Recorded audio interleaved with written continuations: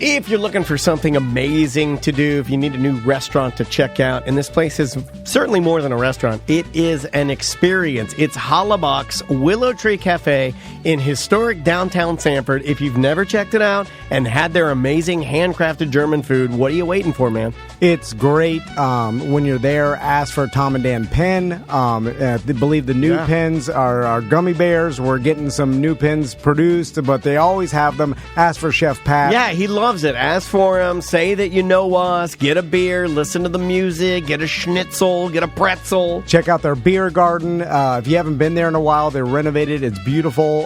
They also have their Magnolia Square Market where you can get all like traditional German groceries, the spaghetti ice cream. If you're looking for a day, bring your kids out. At Willow Tree, they have a really good kid-friendly menu. They know they know what they're doing. They cater to families. Actually, had a family hit me up yesterday, a BDM family, where they marveled at the wall of gummy bears. They have an entire wall of German candies that you can buy, and they had a bunch of different ones that you can't get anywhere other than at their outfitters, at their market, and of course the inside, when you eat inside that beautiful brand new renovated restaurant, go up to the rooftop, have a beer. It's just an awesome spot. It's an experience. Again, it's Hollaback's Willow Tree Cafe in Sanford. Live from the Streamline Mortgage Solutions studio, it's Orlando's own Tom and Dan.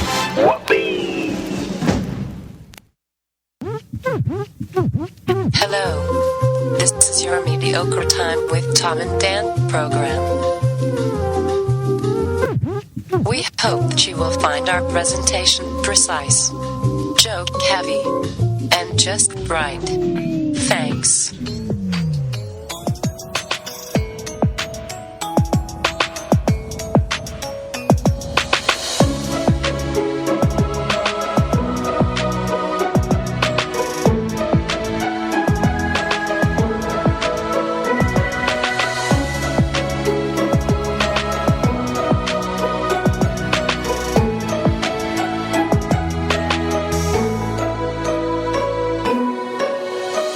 Welcome to the Friday free show of A Mediocre Time.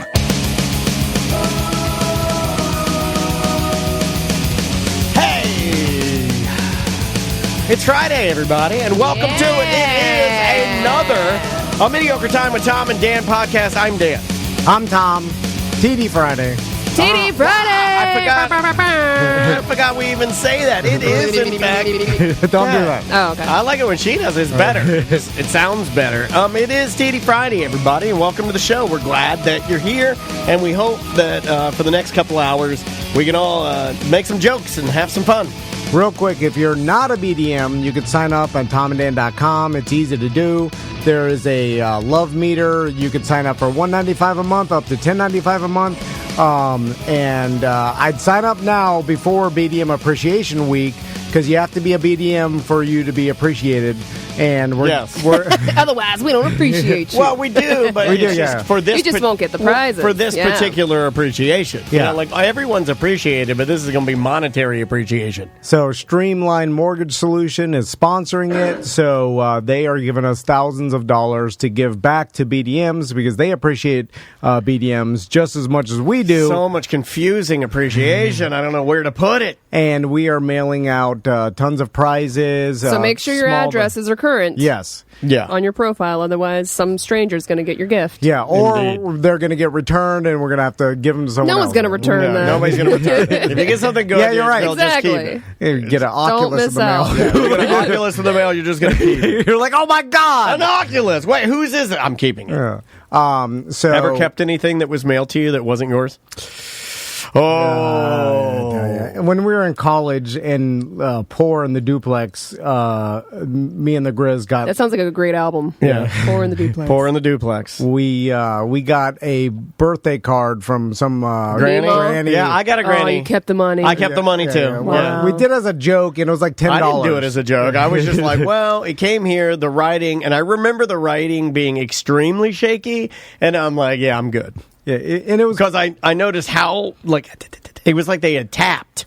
instead of like actually writing their name, they had tapped their name because of how shaky they were. And I was like, we're good here. And it was pre our understanding of the internet, so we were like, well, there'd be no way of us finding little Billy or whatever. But different people would tell me, they'd be like, that's a federal crime, man. You'll go to jail for taking that $10. And I'm like, from this granny? You don't think I could explain my way out of it? They wouldn't just let me give the $10 back? You mean they're just going to start locking me up?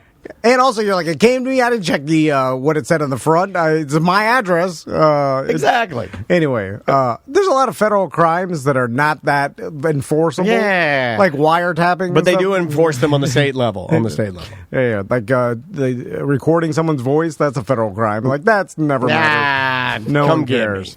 Do we have anything we have to get out of the way? Any more little things? We did. We did. Did I mention YouTube yet? No, I didn't. No. Subscribe to our YouTube channel, Tom and Dan Live, and we are live on Twitch right now. We got a bunch of folks in there watching us live right now. Twitch.tv/Tom and Dan Live. If you've always wanted to join us live Monday through Friday, studio opens up around 10:30, and we shut the stream off sometime around 3:30. So Monday through Friday, you can come and hang out with us. Follow our TikTok, too. Also Tom and Dan Live. Yeah, I put something up there. We bought wacky, flailing arm inflatable tubemen. Oh, yeah. And I put that up this morning on our TikTok and on our Instagram. Give us a like and a comment. We waste some money, man. We want to mess up everyone's algorithm. Of all the money we've wasted, though, this is the best. This was a quality purchase. Yeah, me and Daniel were legitimately excited. We got so happy. We stopped everything we were doing and ran outside like two children with a new toy.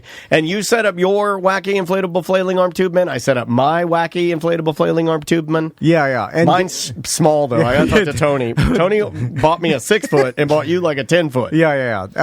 And tall. It has Daniel's face on the small one, my face on the big one, and they're wacky. Oh, and they're good. They are Velcro. They even have a pouch for the flailing armman. Yeah. You fold him up and you put him in a pouch. It's a quality purchase. Now, I didn't think, all I thought was about me and Daniel getting these, running outside like children. I don't know what to do with it now. Do I take it home and put it in my garage, I guess? My plan was for Eric, who's going to be at a lot more events this year. Sure, Merchman Eric. Yeah, and specifically a lot of events in Sanford, Pints and Paul's, Hurricane Party. Oh, he's got something going on, I believe, for St. Patty's Day, right? St. Patrick's Day, I'm working on that in Melbourne, their downtown street party.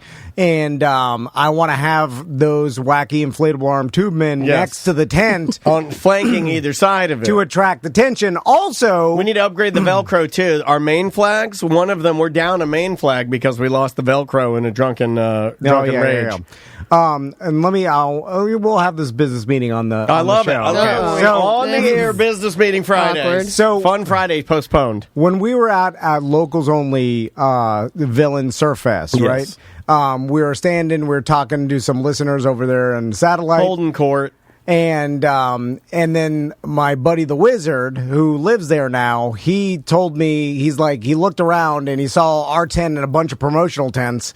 And he's like, you need a prize wheel. We do need a wheel. Because, and he's kind of right. He's like, people are intimidated to go up to your tent. There's nothing to do there. Even though, like, Eric has, like, a bunch of free bric-a-brac. Yeah, stickers, koozies. Glasses. We have sunglasses, but nice ones. We not need some a radio station visual garbage. call to action. Yeah, we need a visual CTA. And then I looked over. That's business lingo for you idiots out there. CTA, call to action. I looked over and there was some insurance tent, and they had a prize wheel, and my sons were running up. They didn't give a two shits about the Tom and Dan tent. They didn't. In our tent, we have a nice tent. They gave out candy. Yeah, they had candy. We needed to give out candy. And it wasn't even shitty candy either. It was like good candy. Like they had legit Sour Patch. Yeah. Like they had good candies. And so no one was going over our tent. Well, we didn't have anything for kids. We had like fat guy sunglasses, fat guy shirt, fat guy. We got everything. Well, that's our demographic. I understand that, but if you want to get the kids up there, you need some. We need a. Do we want the kids? We need a neon light.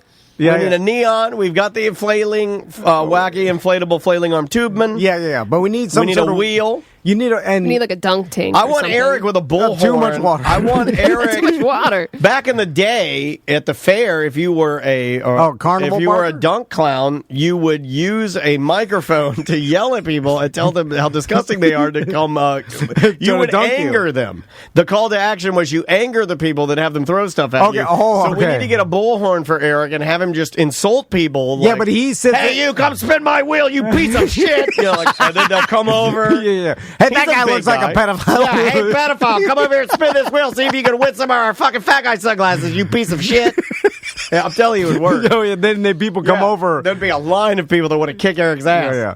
And then one tiny sliver of the wheel says, like, punch Yeah. me. You know, like they get to punch him. They try to I win was just that. going to go bankrupt. But we'll wait it. No, we'll wait it so it never lands on that. But people will try to keep winning Yeah, it, and yeah. they just get sunglasses. I'm getting back in line. I've got 6 pairs of sunglasses. But yeah, we Okay, need prize some wheel. sort of call to action. How much for a prize wheel? Oh, what about Guitar Hero?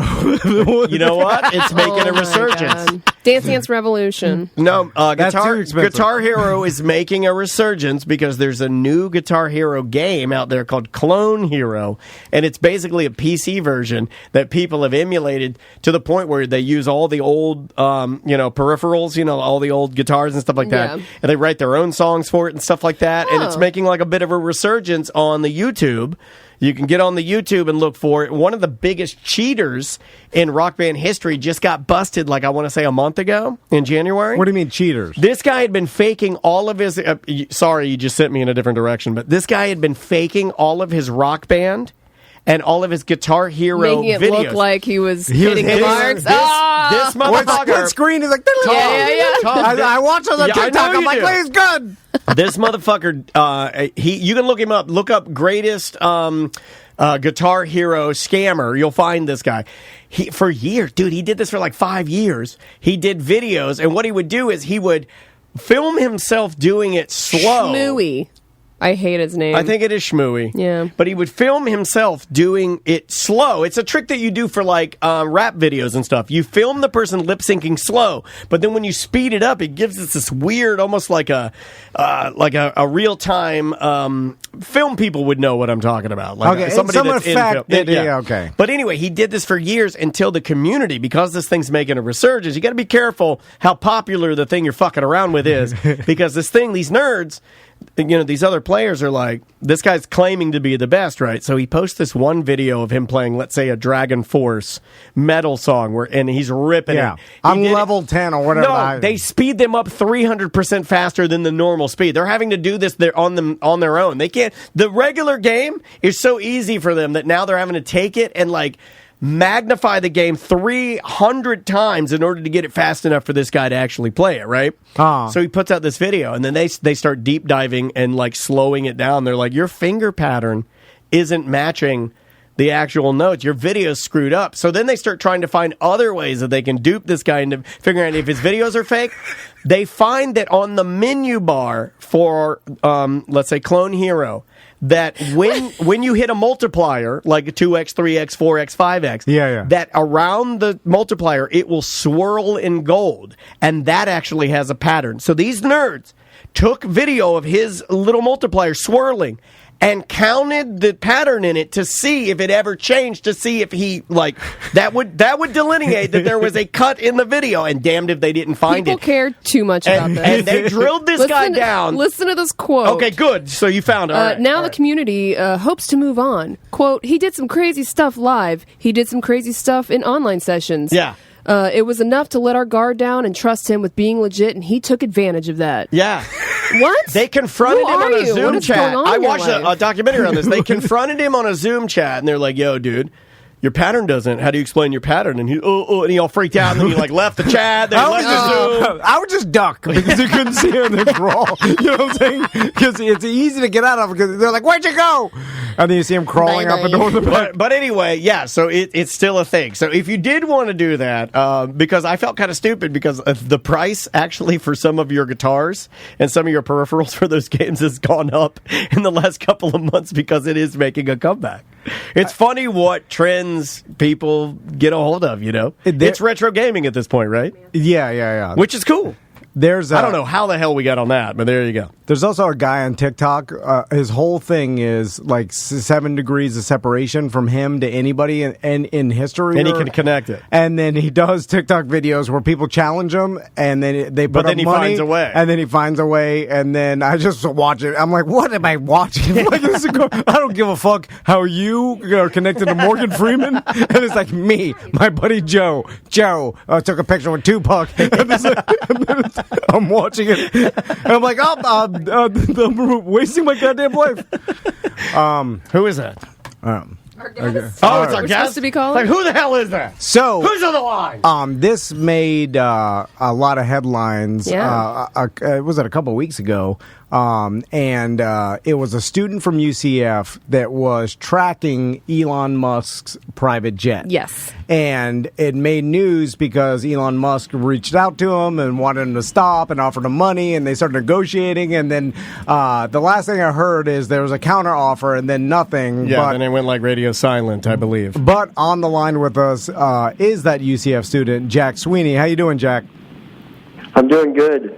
Hey, man, first of all, thanks so much for your time, and we really appreciate you, because you're a busy student doing your thing and trying to, become certainly more important than 2 podcasters within your town, but we appreciate you taking the time, man. Also, Jack, thanks for doing something that promoted UCF, besides from the football team in a good way nationally, because we're both alumni, UCF alumni. We and are indeed. It's good to see them getting national attention for something like this. So good job, Jack. Yeah.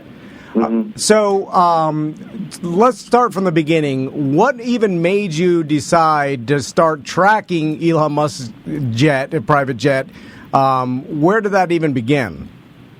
So I was like a fan of Elon and like SpaceX and Tesla, and I knew he had a jet, and then I knew about these like websites where you could track planes and stuff.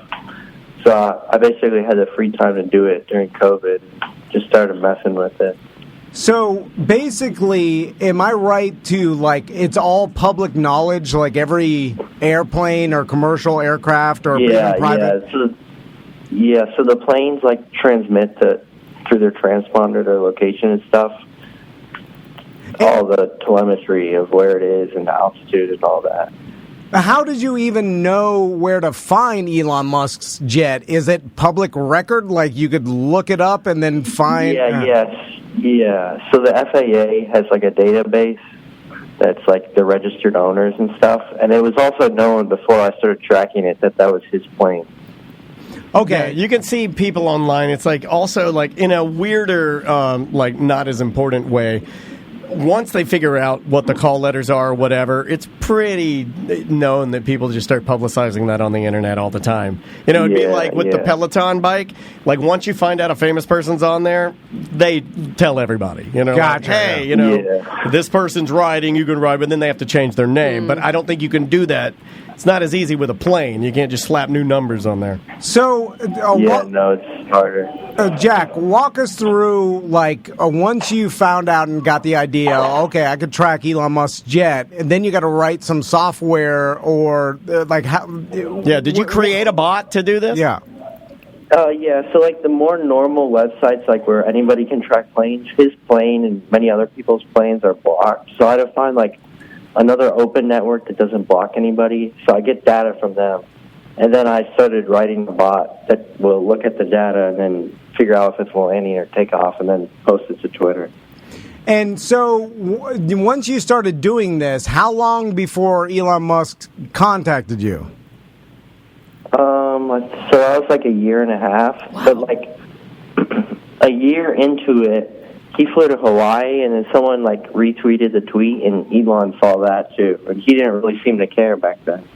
Yeah, it's funny because, these things have been around for a minute, and I'd seen them pop up. I didn't know that you were behind the Elon one, but when you see these things pop up, I didn't really think of it as much of an invasion of privacy as I just thought it was a cool way to do tech. Like I was like, oh, that's neat, that you're doing that. Yeah.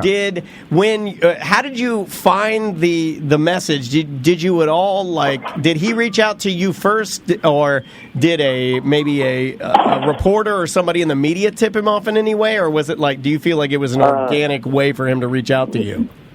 Yeah, he just direct messaged me on Twitter, basically. And I read the direct messages, and first he was trying to, and you were pretty honest with him. I mean, it's all over the news, and you shared your, screenshots of your messages, but you were telling him how you were doing it, and he was actually shocked that how easy it was, right? Or like that. Yeah. So, tell us about the conversation real quick with Elon. Yeah, so he initially just messages me, can you take this down for security risk? And he was asking how it worked and everything, and he was calling air traffic control primitive. And then I think he said he doesn't like the idea of being shot by a nutcase. Yeah. And then it went on, and he was like, how about $5,000 to take this down and help me make it harder for people to track. And then I countered offered for $50, and then time went on and stuff. And then I think he said it doesn't feel right to pay to take this down. And then when all the news came out, he blocked me on both my accounts. What a coward. Well, $5,000, that's a slap in the face. Hold on, but Jack, you got big balls, because I'd be like, yes, I'll take it. I support Jack 100%. Jack knows what he's doing. Jack, when I was in college, I would take $5,000 for anything. You're an idiot. Probably like $5,000 to help me kill this. Well, the difference is, do I just have to drive? Here's the difference between Jack and you and I. Mm-hmm. You and I were going to college to get out of college. Jack is going to college, I believe, to use the knowledge he earns in college to actually be something like an Elon Musk. Oh, okay, we were just doing it to do it. Yeah. With no plan whatsoever. What was your initial reaction? Obviously, you knew it could have gone one of two ways. Tom and I, obviously, we commend you for having, again, the balls to do that, because I, too, would not have done that. I probably would have said, $5,000, I'll take what I can get. Now, when he did block you and when it kind of got to like an ending point, were you sad? Were you like, or how did you feel? I mean, it was kind of whatever, because I still had the account, so it was cool. And then the news started coming out, so it was pretty cool to see the news everywhere. Yeah. But nothing more than that. I like that this is just a surface thing for you. There's no big deal. He blocked me. Whatever. Still going to be a big deal. I'm Jack Sweeney. Yeah. Why do you think, was it just because Elon Musk contacted you that was why the media, it was such huge media attention? Because you track Bezos' jet. Yeah, and a who bunch else? of jets. Yeah, who else do you track? Bezos, Bill Gates, Mark Cuban. All the billionaires. Some others, yeah. And I know that a local aviation company reached out to you about possible offering you a job. What else has happened since all this media attention for you? I made some money, and then Mark Cuban messaged me too, and a few other things. Not a whole lot of other stuff. Just made some money and the whole news. That's pretty much it. So Mark Cuban, was he what did he say? What did Mark Cuban say? He's like, you don't think it's a security risk and stuff? Oh, wow. He's coming after you. Oh, you're rattling. You're rattling billionaires. I love this. You got these guys, man. Yep. You are rattling these guys. And so does he have an open dialogue with you, or did he decide to block you too? He does. Yeah, he does. Now, Ask Jack, him for He's got them 50. shaking in their billionaire boots. Tell him, or you'll take his down for $49,000. now, hold on, Jack. In the movies, are you 19, Jack?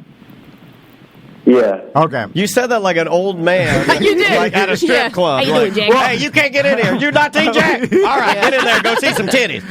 Well, I gotta reference the right movies. Yeah. Oh my God, you don't know any movies I'm that gonna are reference current. 1996 Hackers. Yeah. Do not do that. Where you wear Jenkos? Jack, You wear Jenkos? I It's not apologize. Jenkos. I apologize for Tom slipping into his Duck Dynasty character where he calls everybody Jack. More like a Mr. Robot type scenario. But what I'm saying is there's these movies where the hacker is so good that the government has no other option than to hire him because they want him on his side. And were you thinking like that? Like maybe Elon Musk, because also with your $50,000 counter offer, you also said, and give me an internship. Or possibly give me a Model 3, which I'm surprised. At the end, I said an internship, but I don't know if he even ever saw that because he might have, because he blocked me. Right. I don't know.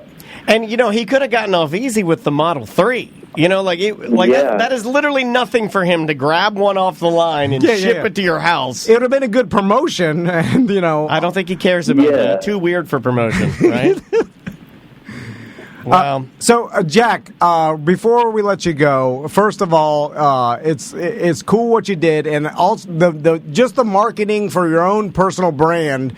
I imagine that you'll be successful in whatever you do because people know you. Like, hey, this guy has the fortitude and the intelligence to do something that no one else has done, and he's obviously super smart. And I'm sure you're going to get hired. People are sick of these billionaires, so if you're making them uncomfortable, I think people are happy about that. You're like a hero because you're just like making them upset. Also, it's kind of bullshit when they're like it's a security risk, as if fuck off. It's like what are like Elon's. I don't know if it was like completely a security risk, more of like privacy, because recently he was spotted with his I guess you could say his new girlfriend. I can't remember her name, but they were spotted getting off together in Los Angeles. That's exactly what I thought, Jack. 100%. I wasn't going to say that, but I 100% think the reason that this thing got flagged, and I'm not alluding to anything negative with any of these people, but man, if you're a billionaire and you have a jet and you like to use it to go cheat on your wife, and then you got some kid in Orlando who's put a beacon on it and they're letting everybody know, it may not be as easy for you to fly to, the Caribbean and have a whore party. So I'm just saying, I appreciate what you're doing. I think it's cool. Although, I'm sure his jet, like these billionaires, they own jets and they have like colleagues and friends and it flies around everywhere. And they're not. Jack's got those too. They're not. Got them all. They're not always on it, or is it like? Yeah. I mean, so it's just tracking the jet itself, not correct. Not the you person. don't know if he's on it. Yeah. So before we let you go, Jack, let's talk about the party scene around UCF, bro. Oh my God, bro! Because when I was there, why did you call him bro? Are you broing him up? It's just They're frat brothers now. UCF kids talking about the party. Please, you're 40. I went to UCF too. What's the scene like at Wackadoos, fam? Is it lit? Is headlights? Live in pub. Knight's Library and Knight's Pub. That's pretty much it. Oh, Knight's! I've been to the library. Yes, many a fish sat on my finger at Knight's Pub, my lad, my good lad. Is headlights still a thing? I remember when headlights 2002. Oh, it was a good time. Sorry, Jack. Yeah, we're the bad graduates. So what are you going to school for? Like, what's your degree in? IT. Oh, okay. That makes what are you sense. trying to give him a mic? What are you trying to give him a Mike's Hard Lemonade? What are you going to school for? Hey, why don't you? Hey, Smirnoff Ice. Here you go, Jack.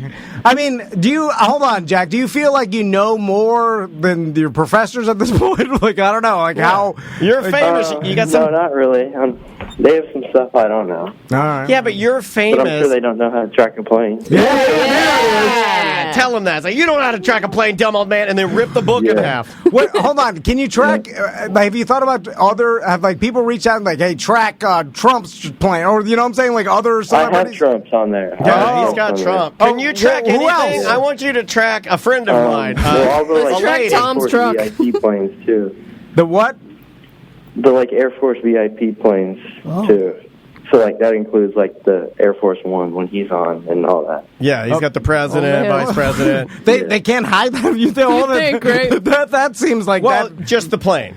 Oh, okay. Because yeah. But I think you should broaden it. I would like for you to track an ex-girlfriend of mine. I would like to know where she's at all times, because that bitch, I'll get her. Does this work with any other transportation, like a train or a boat? Yeah, really sad cruise stuff. ship? Well, there is a similar technology for boats, but I haven't really messed around with it. Right. Let's start tagging yachts. Oh, yeah. Jerry Jones, still not on his... You tag my boat, you're like, still there. Oh, wait, it's going out. That Oasis. Look, the people that clean it are taking it out to run it. Well, Jack, thanks for your time, man. We're proud of you. Yep. We're proud of what you're doing. And if you do anything else or make any more news or piss off any more billionaires, we would love to be able to talk to you again, okay? Okay, yep. All right. No problem. All right, See you, Jack. Be good. Bye. See you. He's a nice kid. He's a kid. That's a kid. Yeah. 19. That's one of the first people that we've had on the show that it's difficult to talk to him just purely based on the fact that I'm a fucking old man. Yeah. You know what I mean? Like, I'm like, it's hard to talk And he to. knows we're dumber than him. He Yeah, knows it. I He can knows feel it. I was he intimidated. Can smell it through the phone. I was We're intimidated idiots. at how quiet he is. He'd be like, yeah. I'm saying yeah, because the yeah-yeahs are the things you should know. You know what I mean? Like, when he said yeah, it was like, yeah, you're asking me shit you should know. That's how fucking dumb you are, guys. Also, when I was 19 and an adult asked me to do anything, I would be like, yes, sir. Because I would be like, oh, shit, I fucked up. Like, What were you honestly doing at 19? Do you remember? I remember something dumb. that happened to me at 19 that I could compare to what's happening to him, and it was terrible. He invented a bot that can track billionaires with, useful technology, and he made news stories all across the globe. I got a hand job at the dollhouse on OBT. I was getting kicked out of back booth for underage drinking. Yeah, not to completion, just a hand down the pants, a move it around, a me going, hey, get out of there. I didn't know this happened. I was riding around University Club Yeah, near UCF, yes. on my dirt bike with a cone on my head. I've seen that. For a character I like to call Conehead. Where is Conehead? It didn't take off. It didn't. And I swore, I was like, this is going to make me famous. Conehead is going to kill. And then the bear suit took off. I didn't think that was nothing. Then He was all in on Conehead. So I was running around in the bear suit, fighting frat boys at boxing. In my Some party. days, if he's in there and he's thinking about something, you'll still catch him doodling a Conehead now and again. It's still a dream in the back of his mind. It's on, if you own Counterparts, which I found. I It's do on there. have that. I have Yeah, that. look for Conehead. Yeah, it's me. I also have, what is it, Miss Monster Balls Deep? No, get rid of that. You need to get rid of that. You should Somebody not have let that. me borrow Smoking Ninja You a should couple not months have ago. that. I got to get all this Smoking Ninja collected is for the Smoking lawsuit. Ninja is horrible, but it's fun. It's a fun little ride. I found the last case of Counterparts DVDs. People want those. You I should know. put them in the mystery boxes. No, my friends had a conversation at the camping trip. They're like, "Don't you put that fucking shit out there again." Ooh, BDM Appreciation Week. I was thinking it could be a parting gift for people. And then I started thinking. What about people that come here when they leave? We go, here, take one of No. ours. Yeah, here's no, a no. gift. Here's a 20-year-old Smoking Ninja DVD. I told myself when I was 22.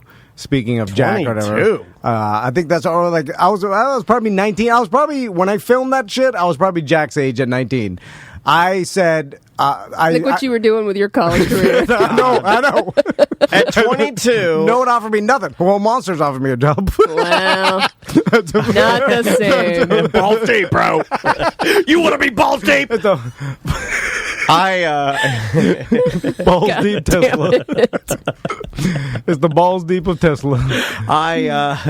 I can't tell the story. I can't tell that one. Anyway, I got to move on. I swore that I'd never be embarrassed, or I didn't really care what kind of content. Who gives a shit? And now, if I just think back on the shit in that video, I'm like, nah, I don't Cringe. I think we embarrassed ourselves in front of Jack, and I don't like that. It's making me uncomfortable. No, he's fine. He screened the phone call, which I found interesting.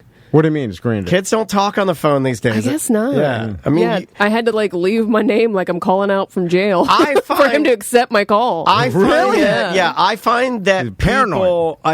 people his age. Well, he's got billionaires mad at him. You know what I mean? Yeah. That's how you get fucking Epstein. Yeah. I have found, though, that people his age, and it would go back to the camping trip and the 16-year-old we had on there, because 16 to 22, that's closer than we are.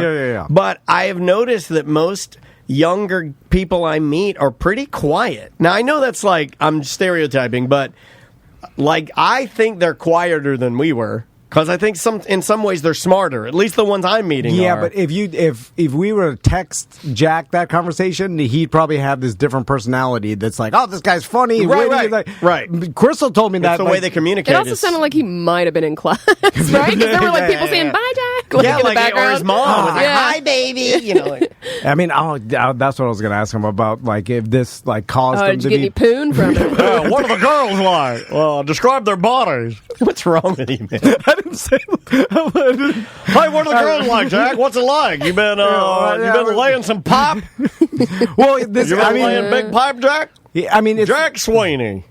It's the most famous... What a great name. It is. Student- It's like Jack Harlow. Yeah. Which I've been getting the two confused a lot lately. That new song, Nail Tech, that's a good song. Like, you only hear about football players coming out of UCF, and, like, they have national fame, but other than that... no, we have a lot of good tech in this. I've had... Well, not that has national stories like that. We've had people that have had inventions and certain little things. That Graduates, get some heat. But I'm saying, like, within the past student, 5 years or whatever. He's the coolest, though, of, like, what's cool. Like, cool tech. Like, Tesla is cool tech.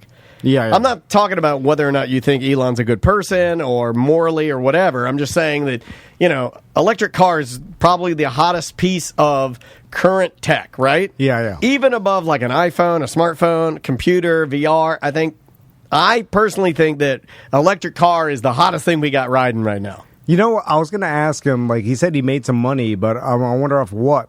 I know, I was waiting for you to ask him. We should have asked him. I know. We were so concerned with a young college poon that he probably blinded by poon. Private about that kind of stuff. He's not. I don't know. Talking about money he's made. He kind of strikes me as the type of guy that he would be honest about it because I feel who like cares? This is like a nothing to him. So Yeah, he's like, made a little money. I don't whatever. think he cares. Yeah. His reaction to interacting with billionaires and making them mad and being calm about it is different than mine. I love it. I would do whatever they wanted me to. I'd be like, yes, sir. Like I would be an anxiety rack. I'd be like, oh my God, I made Mark Cuban mad. He's going to kill me. Like, that's how I would think. Because that's how, like, fucking dumb I am. I wouldn't think he's going to kill me. I would think I disrespected... You just wouldn't want to make him mad, right? I would be watching my P's and Q's. Like, he has influence, right? Like, what is this guy doing? Everybody's in on it. Although this is a great way to parlay it into a future career, and then I was gonna is it worth just leaving college now while you're hot? Right? It's kind of like a fucking going like back in the day when you could go straight from high school to like the what NBA. Sean Kemp did. Here, I'll show my age. There's a reference for you. LeBron Sean and Kobe. Kemp. It's just like, do you like screw it now with all this? Because the news cycle is so fast that, like, is this... I mean, it's already kind of done now, right? We should set up a fake Twitter account and call it Jack Sweeney's Poon Tracker. Yes. and try to store him out of it. Pay us $50. He'd ruin our lives, and he would. We use our He'd hack the shit out of everything we own. It's an idea that Ghost in our Twitch chat room, twitch.tv/Tom and Dan Live, if you'd like to watch us and listen to us. He said Jack should develop an AI bot to track all the poon he slayed across campus. I just think we should just get a Twitter feed, call it Jack Sweeney's Poon Bot. I am Jack Sweeney's Poon Bot. Poon Bot. And then just say, like, currently getting poon at University College. That'd be hilarious. Yeah, because we have no way to actually track anything. No. We can't even... But you just say it's a parody account. Parody accounts are very popular. Yeah. And then you put it up, and no one cares. Getting poon. Then we still try to store them. We're like, give us $50. Blowjob at Knight's pub. Hold on, you the old guys I just talked to. Fuck off, old guys.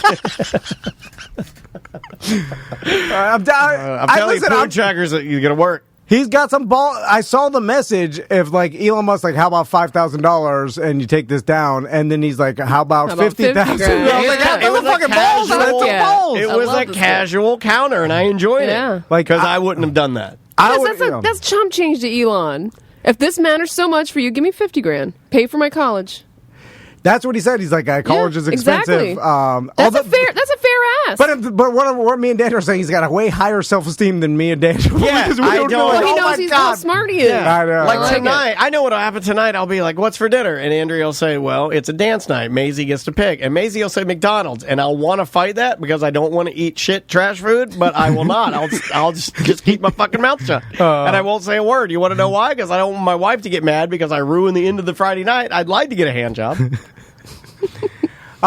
So it's pretty interesting that all public and even private planes are public knowledge. Well, I think they almost have to be because of the space they're occupying, right? Like you but you could probably make it a closed circuit where only air traffic control and like officials have, you know what I'm saying? Like you think and it's pretty interesting. There probably are some that are classified that. Yeah, like when the president's traveling on Air Force One, there's no tracking. You're not finding that. And plus, there's surrounding aircraft too, so it wouldn't even matter if you know where they're at. They know where he's at, and they've got a squadron of people flying along. Also, if you look at those text messages or like I guess Facebook or Twitter messages, like Elon Musk is like, wait a minute, like every plane has the same digital ID or whatever. They don't randomize it each time, and he's like, nope. And he's like, fucking FAA, archaic. Like he's talking shit. He didn't even know. It was a little bit of dumb old man because he didn't even know the technology that they were applying to aircraft. I guess maybe you can't know everything. Yeah. You know, I mean, you could try. Yeah. I'm sure he felt a little bit stupid too. I mean, it could be just as easy as that. Of course they don't randomize it, and then he got mad and blocked. You know what I mean? Like it'd be something as simple as that. Yeah. It's weird that his go-to was blocking when you may not have been him. Oh yeah. He's probably got I mean, so this thing blows up in the media, and then you have a PR guy that's job is to scrape the internet and make sure that you stay out of trouble. Maybe they thought more communication with this kid, he'd share more screenshots. You shut it down. Yeah. It has nothing to do with anything really. It just has to do with we want less headaches, we want less of this, so just stop it. Or I'm surprised like Elon Musk even bothered to actually reach out himself. Like you think he'd have some lawyer or something to handle. I bet he thought he was an Elon fanboy and could have gave him just $5,000 to take it off. Yeah, you're right.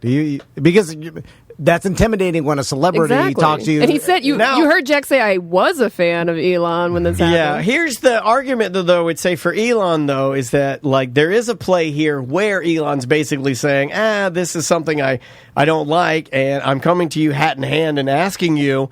And offering, I mean, $5,000 is not a lot of money. It's not to him, though. True, but it's not. It's not about that. But it's a lot of money to Jack, though. No, but it's not. It's not like you don't get to... It is if you're the one that's getting offered it. No, because you don't. Just because he's rich doesn't mean that you get to throw any amount number at any or counter with it. I mean, you can't. Well, you're not going to get anything. Is my point. Like I feel like $5,000. He should have got. He could have just given him $50,000 and shut him the hell up, and he would have done it. But my argument which here, would have also been chump change to is Elon. that the kid. But the chump change argument doesn't matter because what he has should never come into play. Like if I'm gifting something or giving somebody something, how much I have and could I give more does not matter. That's not even in the equation. And also $5,000 just to stop doing something that's not making you any money, although it is making you, I guess, famous or infamous or like in media attention. So that you like, why take it away? Elon's argument is this is something that I don't like. It could be like maybe a bothersome to me. How about just sight unseen, you're doing something to me. I am doing nothing to you. This is I'm playing devil's advocate. Yeah. You are doing something to me. I'm doing nothing to you. Here's $5,000 for you mistreating me, right? Here's $5,000. And then you're like, how about more? And it's kind of like, I can see the argument. On the other side. Go fuck yourself. You're doing something to me. I offered you money. That's why I take the, he's a billionaire out of play. Yeah. And, I'm no businessman, but I would have counter-offered with, like, 8,000.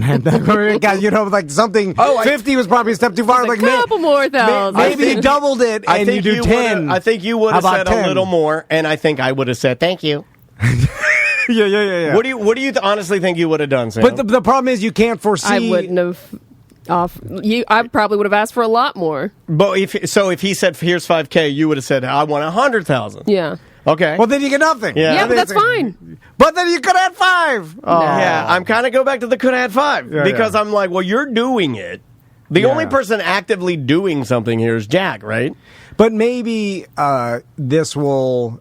If he keeps doing this, keeps tracking Elon Musk, now the media already knows about it. And all these other billionaires that are also interacting with him. It's worth more than 5Gs, in my opinion. No, I agree. But I'm just saying, if you wanted the cash, I mean... Yeah. And if it worked, and maybe something in the future happens where they use this kids, I say kid, or use this college students, well, I don't think it's copywritten or anything. Somebody could write the same bot and do it right now. Yeah. And probably somebody is. I mean, I'm sure this has increased copycat plane taggers all across, because everybody wants to be singled out by somebody famous, right? Yeah, you're right. Yeah. I mean, there are guys writing code right now trying to get attention. And Jack, in the story I read, said that what he's doing is not that complicated to him. Obviously, I don't even know if you don't like. To me, it's the most complicated thing I could I've tell ever by heard his of. voice it sounded complicated. Didn't he sound like awfully smart calm? Just smart calm. I feel like he may be high on the spectrum as far as intelligence. yeah, and like, genius. Yeah, smart calm. Yeah. I don't trust That's people why that calm. our trivial conversations to him was a nothing. I know. Well, we did not move his needle. He did sound like he was at Arby's, too. Like somewhere. But- He was like in the cafeteria or something, right? Also, I'm telling you, the younger generation values like what media means less because there's They do. so much of it. I don't know, because I went to his Twitter and he was like retweeting other interviews he's done. Maybe he'll retweet our show. I wasn't going to mention he was on the show. Not that good at media. I'm kidding. I'm joking. I don't know what would move the needle for him. Maybe our show, because like honestly, I'm surprised he did our show. Notoriously, like, even I don't even like to be on the phone, right? So a lot of people don't like to just talk over the phone. So maybe if it was like a different, like you said, a text or something, or if we're also like 6 weeks late to the story. We are mad You know, late. like I'm. How dare you? How dare You know, you? I mean, I wanted to let it simmer down a little bit Yeah. before Let's we bring it back up again. Monica Lewinsky, where do you stand? I wanted all the heat to cool down, and then White hot Jack Sweeney, where do you stand? It's been 6 weeks. Elon Musk doesn't even care anymore. He doesn't even care. nobody can. Yeah, no, he doesn't even care. Oh my God! Should we take a break? What are we doing here? Yeah, let's take a break. Oh my God, that's hilarious. We got good and interesting music for you today.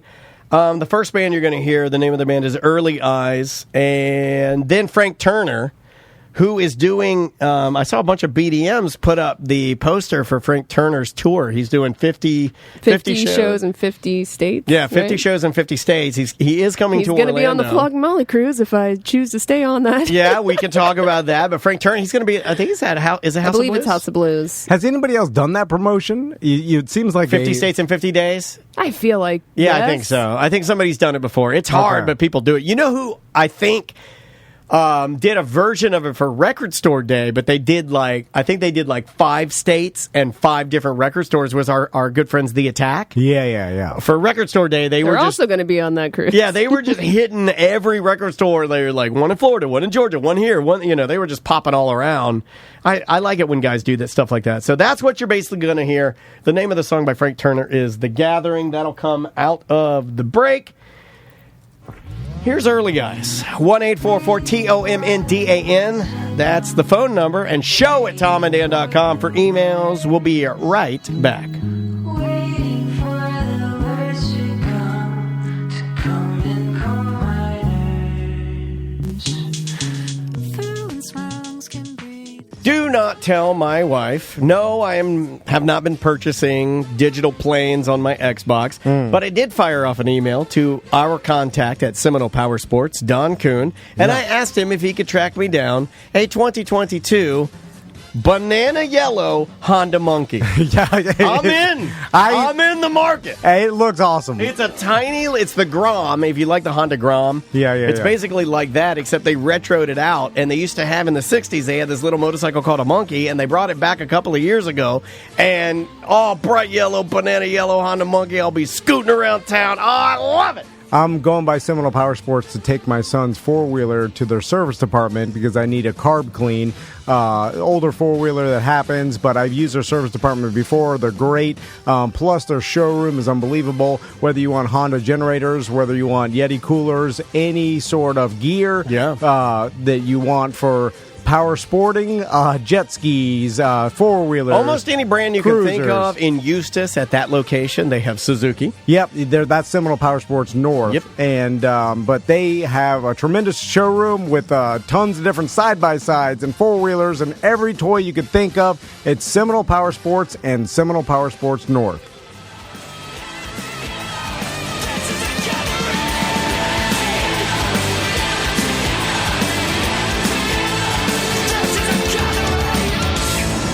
Welcome back to A Mediocre Time with Tom and Dan. I am Dan. I'm Tom. Samantha's here, and let's jump into it now. Go!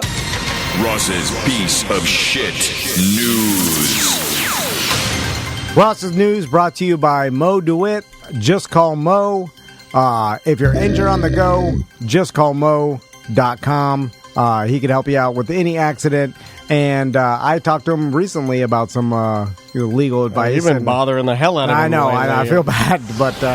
Shut up for a second. Hold on. Lasers? Just call Mo. Yeah, there you go.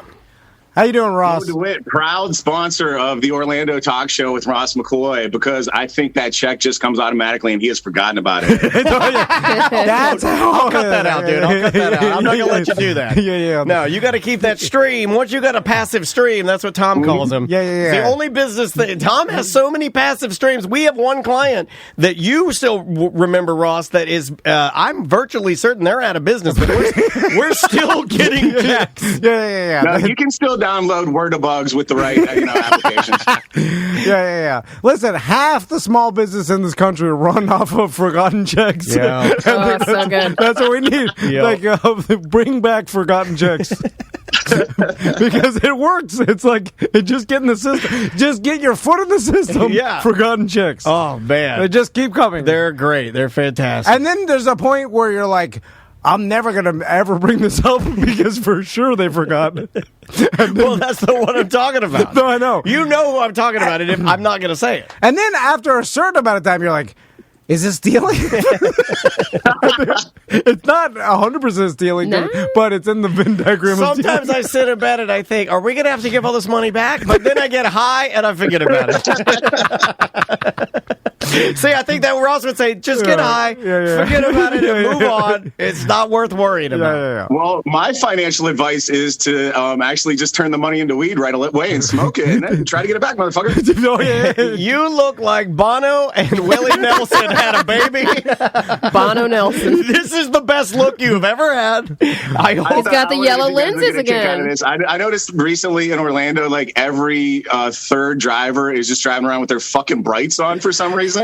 So I did, like, unironically, without even thinking of it, order some over the glasses, amber, night driving glasses. And when they came, I was like, oh shit! Did they go pick these up off the side of Pine Hills and send them to me? Those are awesome, dude. I think those are better than the last ones. I think they are too because they're jumbo size. They almost have like Barry Weiss from what was that movie or the show? The one Storage Wars. Oh, yeah, he would yeah. always wear the big jumbo like mafioso ones. I like it.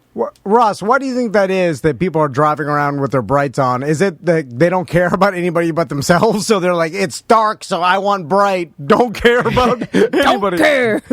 So it's either that or I'm becoming an old man and like lights just bother me more. But I have noticed a bunch of people in this town maybe are like too poor to get their broken headlight fixed and maybe worried about that headlight ticket that you might possibly get. So I think they put on brights to give the illusion of having their headlights in working order. There's a lot of that. And then there's like a lot of guys in jacked up trucks and like, nice Beamers and stuff that just seem to be pricks.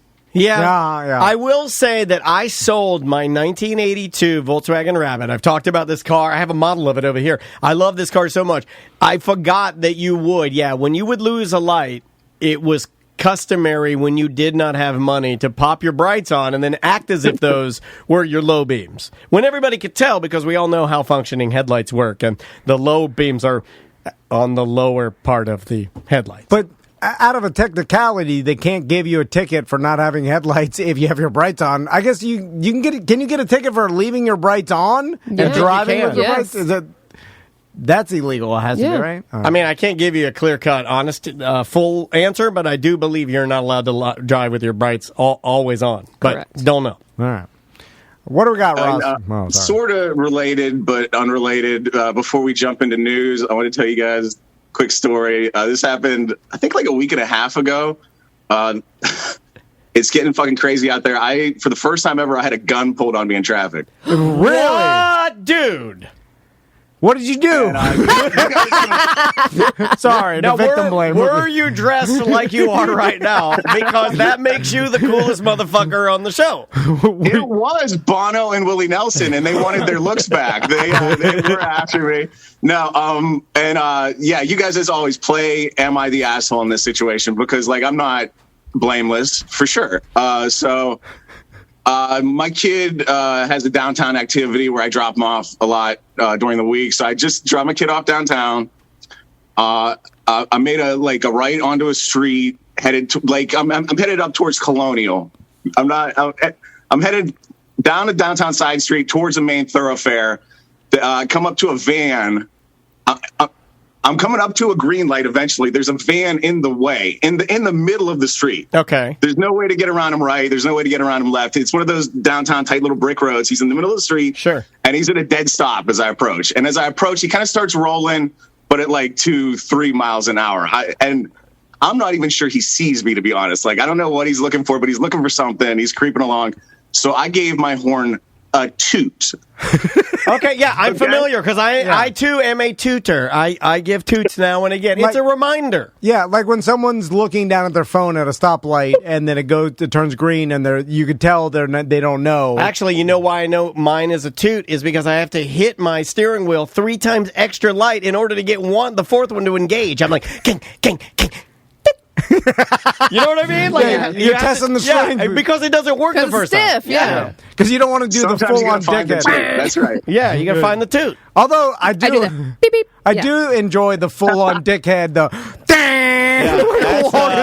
That's Dan 2019. So now, Tom, that was what I would call a honk, and I will utilize a honk. Like if I'm coming if I'm on a road and I have the right of way, and like you roll up to a stop sign and come through, and I have to make a choice not to end your life with my vehicle, I will apply the brake and I will give you a honk. Yeah. I will let you know that you put yourself in a position where I had to decide to let you live. I will give you a honk.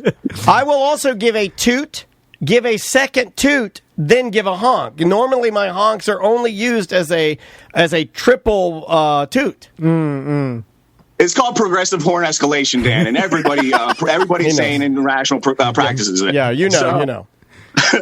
I gave this guy a toot, like I said, just going, like just like that, and he I think he did not notice me previous to that, so he did at that point scream over to the curb. And this is a guy in a minivan, like a clapped out ass minivan, disabled plates. I don't know if that matters or not. Oh, man. You honked at a veteran. Oh, yeah, a lot of disabled people. Not disabled veteran plates, Sam. Just your standard handicap parking. I think if I were in a wheelchair, I would carry because I'm a little more vulnerable. Yeah, and you're like, this will make up for my legs. I've got gun legs. We'll talk about this guy's disabilities maybe a little bit later in the story when we see what he does. So, give him a toot. He screams over to the side. I eased right on by. The green light that we're headed to has, of course, turned fucking red at this point. No, you're stuck. Perfect for handy shooting. So, I'm turning left. I come up to the light. I'm in the left lane. He, from his curb spot, honks the horn aggressively, just starts honking the horn, and I'm a block and a half away. I don't know. He just honks his horn real aggressively for a while, and then from the curb screams up to the right hand side of me. So he comes up to the stoplight too, and he's right on my right. And as I say, my windows were down. He pulls up, his windows are down.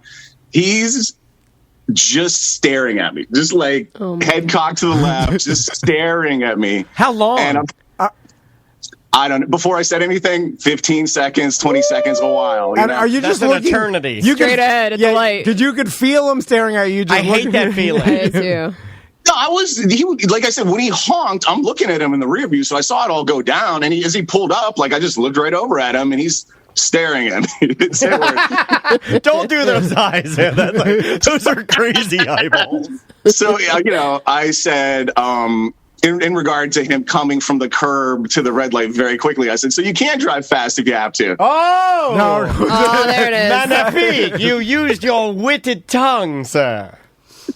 And so, you could see the rage take his face. He just got apoplectic. And, this is a 60-year-old white, like, Grubman. Like, flabby, no tone, pasty pale. Like, he looks like a human grub, Sam. Like, white and, like, wrinkly and, like, just rolls of fat and such, Yeah, like that guy in Dune. Yes, he's Baron Harkonnen. Very good. He's like Baron Harkonnen if he lost a couple hundred pounds. Yeah. He's a slender Baron Harkonnen. So Baron turns to the side and he starts like rooting through his shit. And at this point, I'm like, okay, if he comes up with a gun, I'm gone. How did you guess? I was like, I'm trying to make a left turn against the red light into a two-way street. I don't have the right of way, but I'm like kind of scoping the situation just to see, can I go if he comes up with a gun? He roots around for a second and he comes up with a Diet Pepsi bottle. Yeah. And he cocks his arm back like he's Nolan Ryan. And so I just slowly roll up the passenger window and he throws it and it bounces off the window. And I roll the window back. Hold on. So this is the most absurd road rage incident I've ever heard. This is the greatest story. This is pushing into Pine Hills Ninja territory of how good it is. I love the idea of putting it back down. So the Grubman threw his half-filled Diet Pepsi at your window. It bounced off, and then you roll the window down again.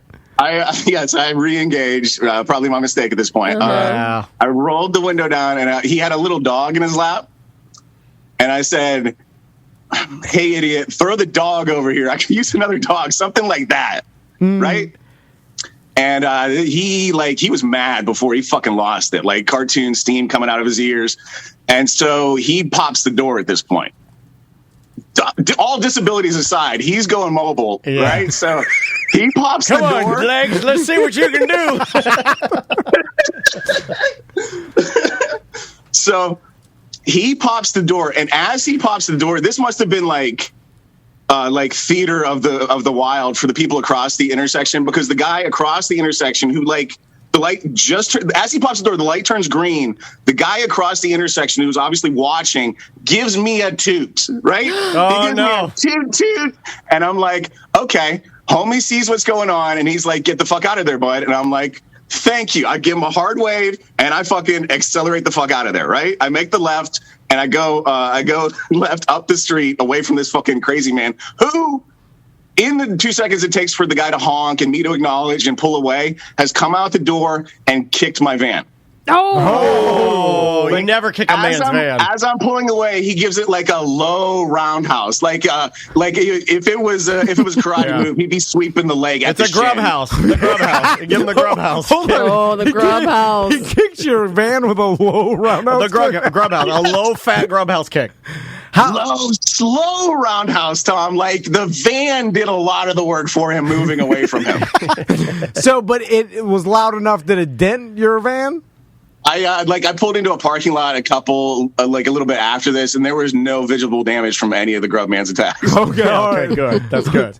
So what happened next?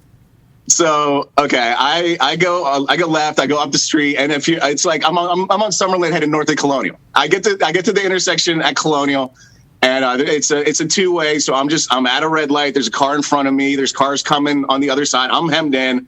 Grubman has made the hard left from his straight or right turn lane that he was harassing me from. He eventually makes the left and comes up and gets right behind me, and he pulls up close. And I can see him in the rear view. Of course I was watching for him, and he comes right up. He's in the rear view.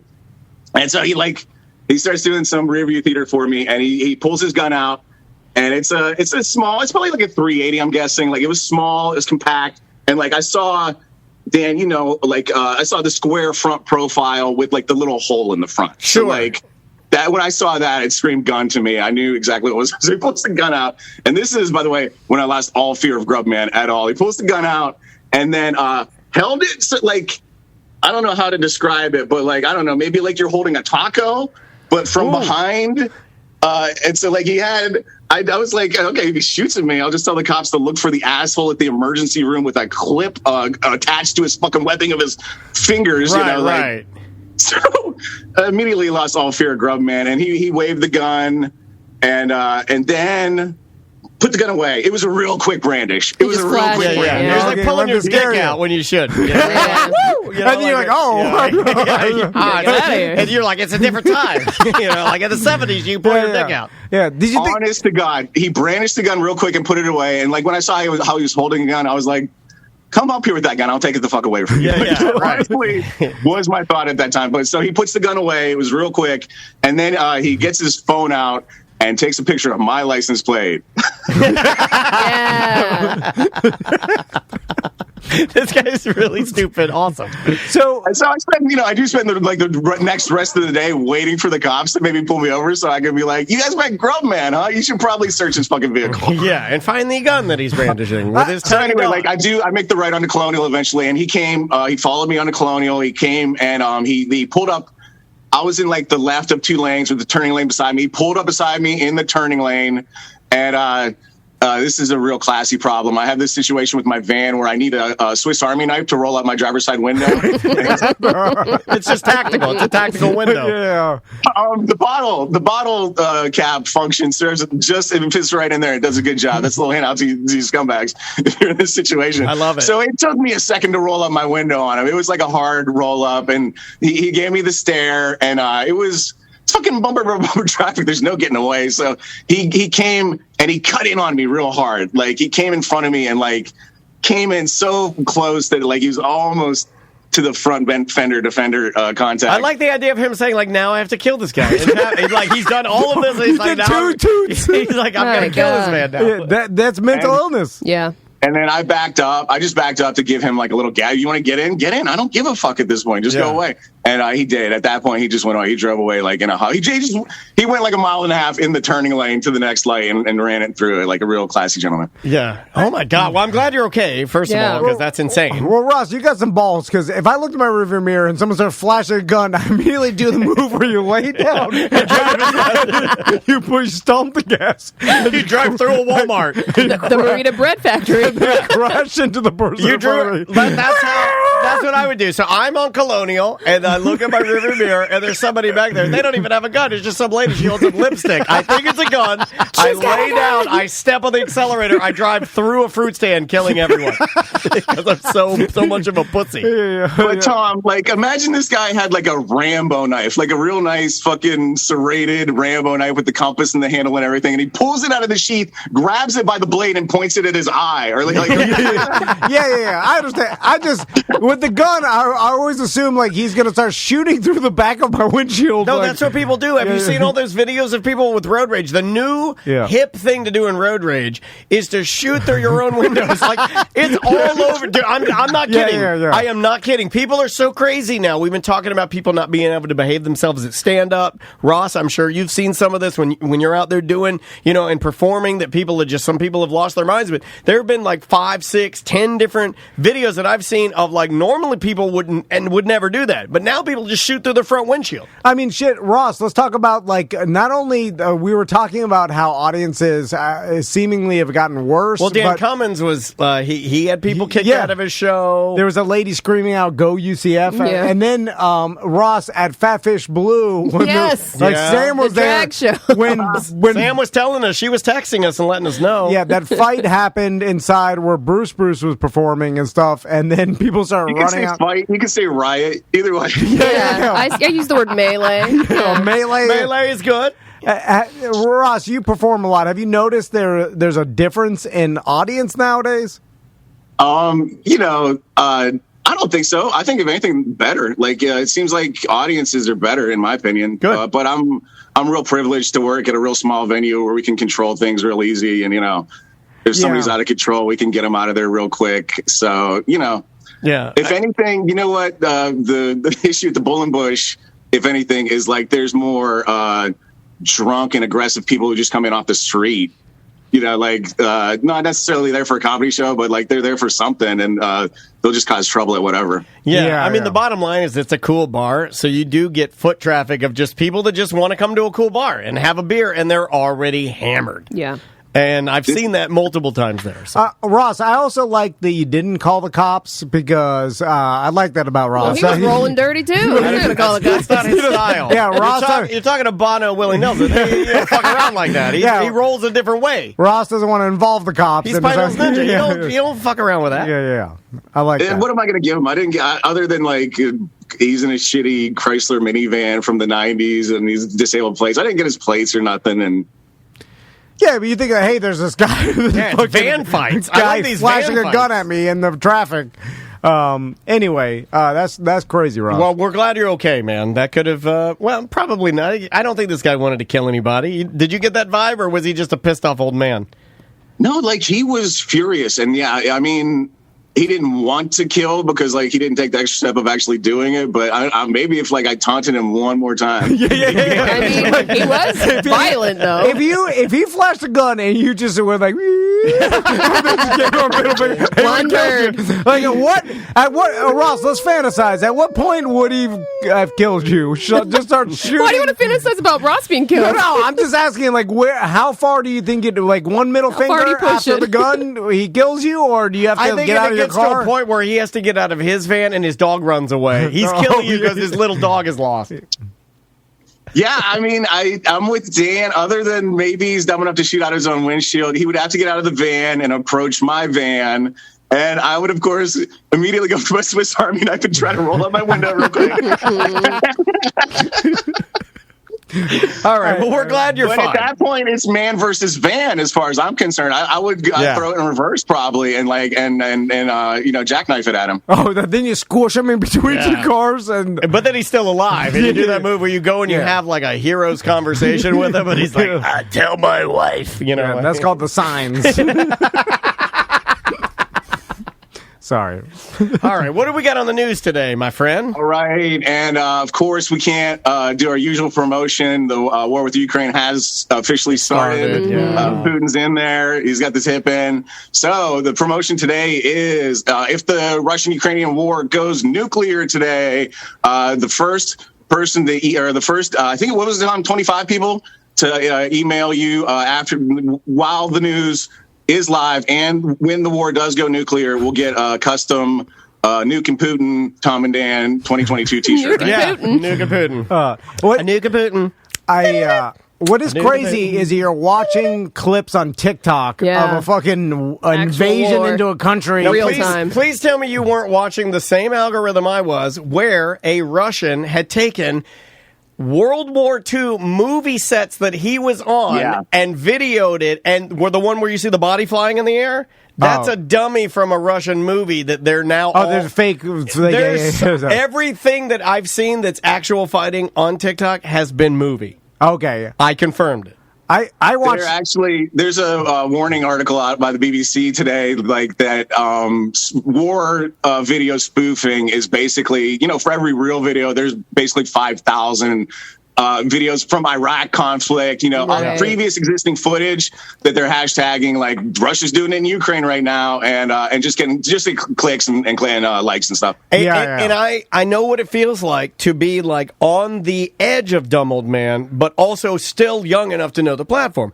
Loaded up TikTok last night, fired it up, swiping through. I see the tank rolling. It's a Russian web. I'm like, oh my God. Oh, they got footage. I'm like, oh my God. Why am I watching this? A bomb goes off in the background. I see a body ragdoll through the air. My heart sinks. I feel like I'm going to cry. And then I realize it's just a movie and I feel like an idiot.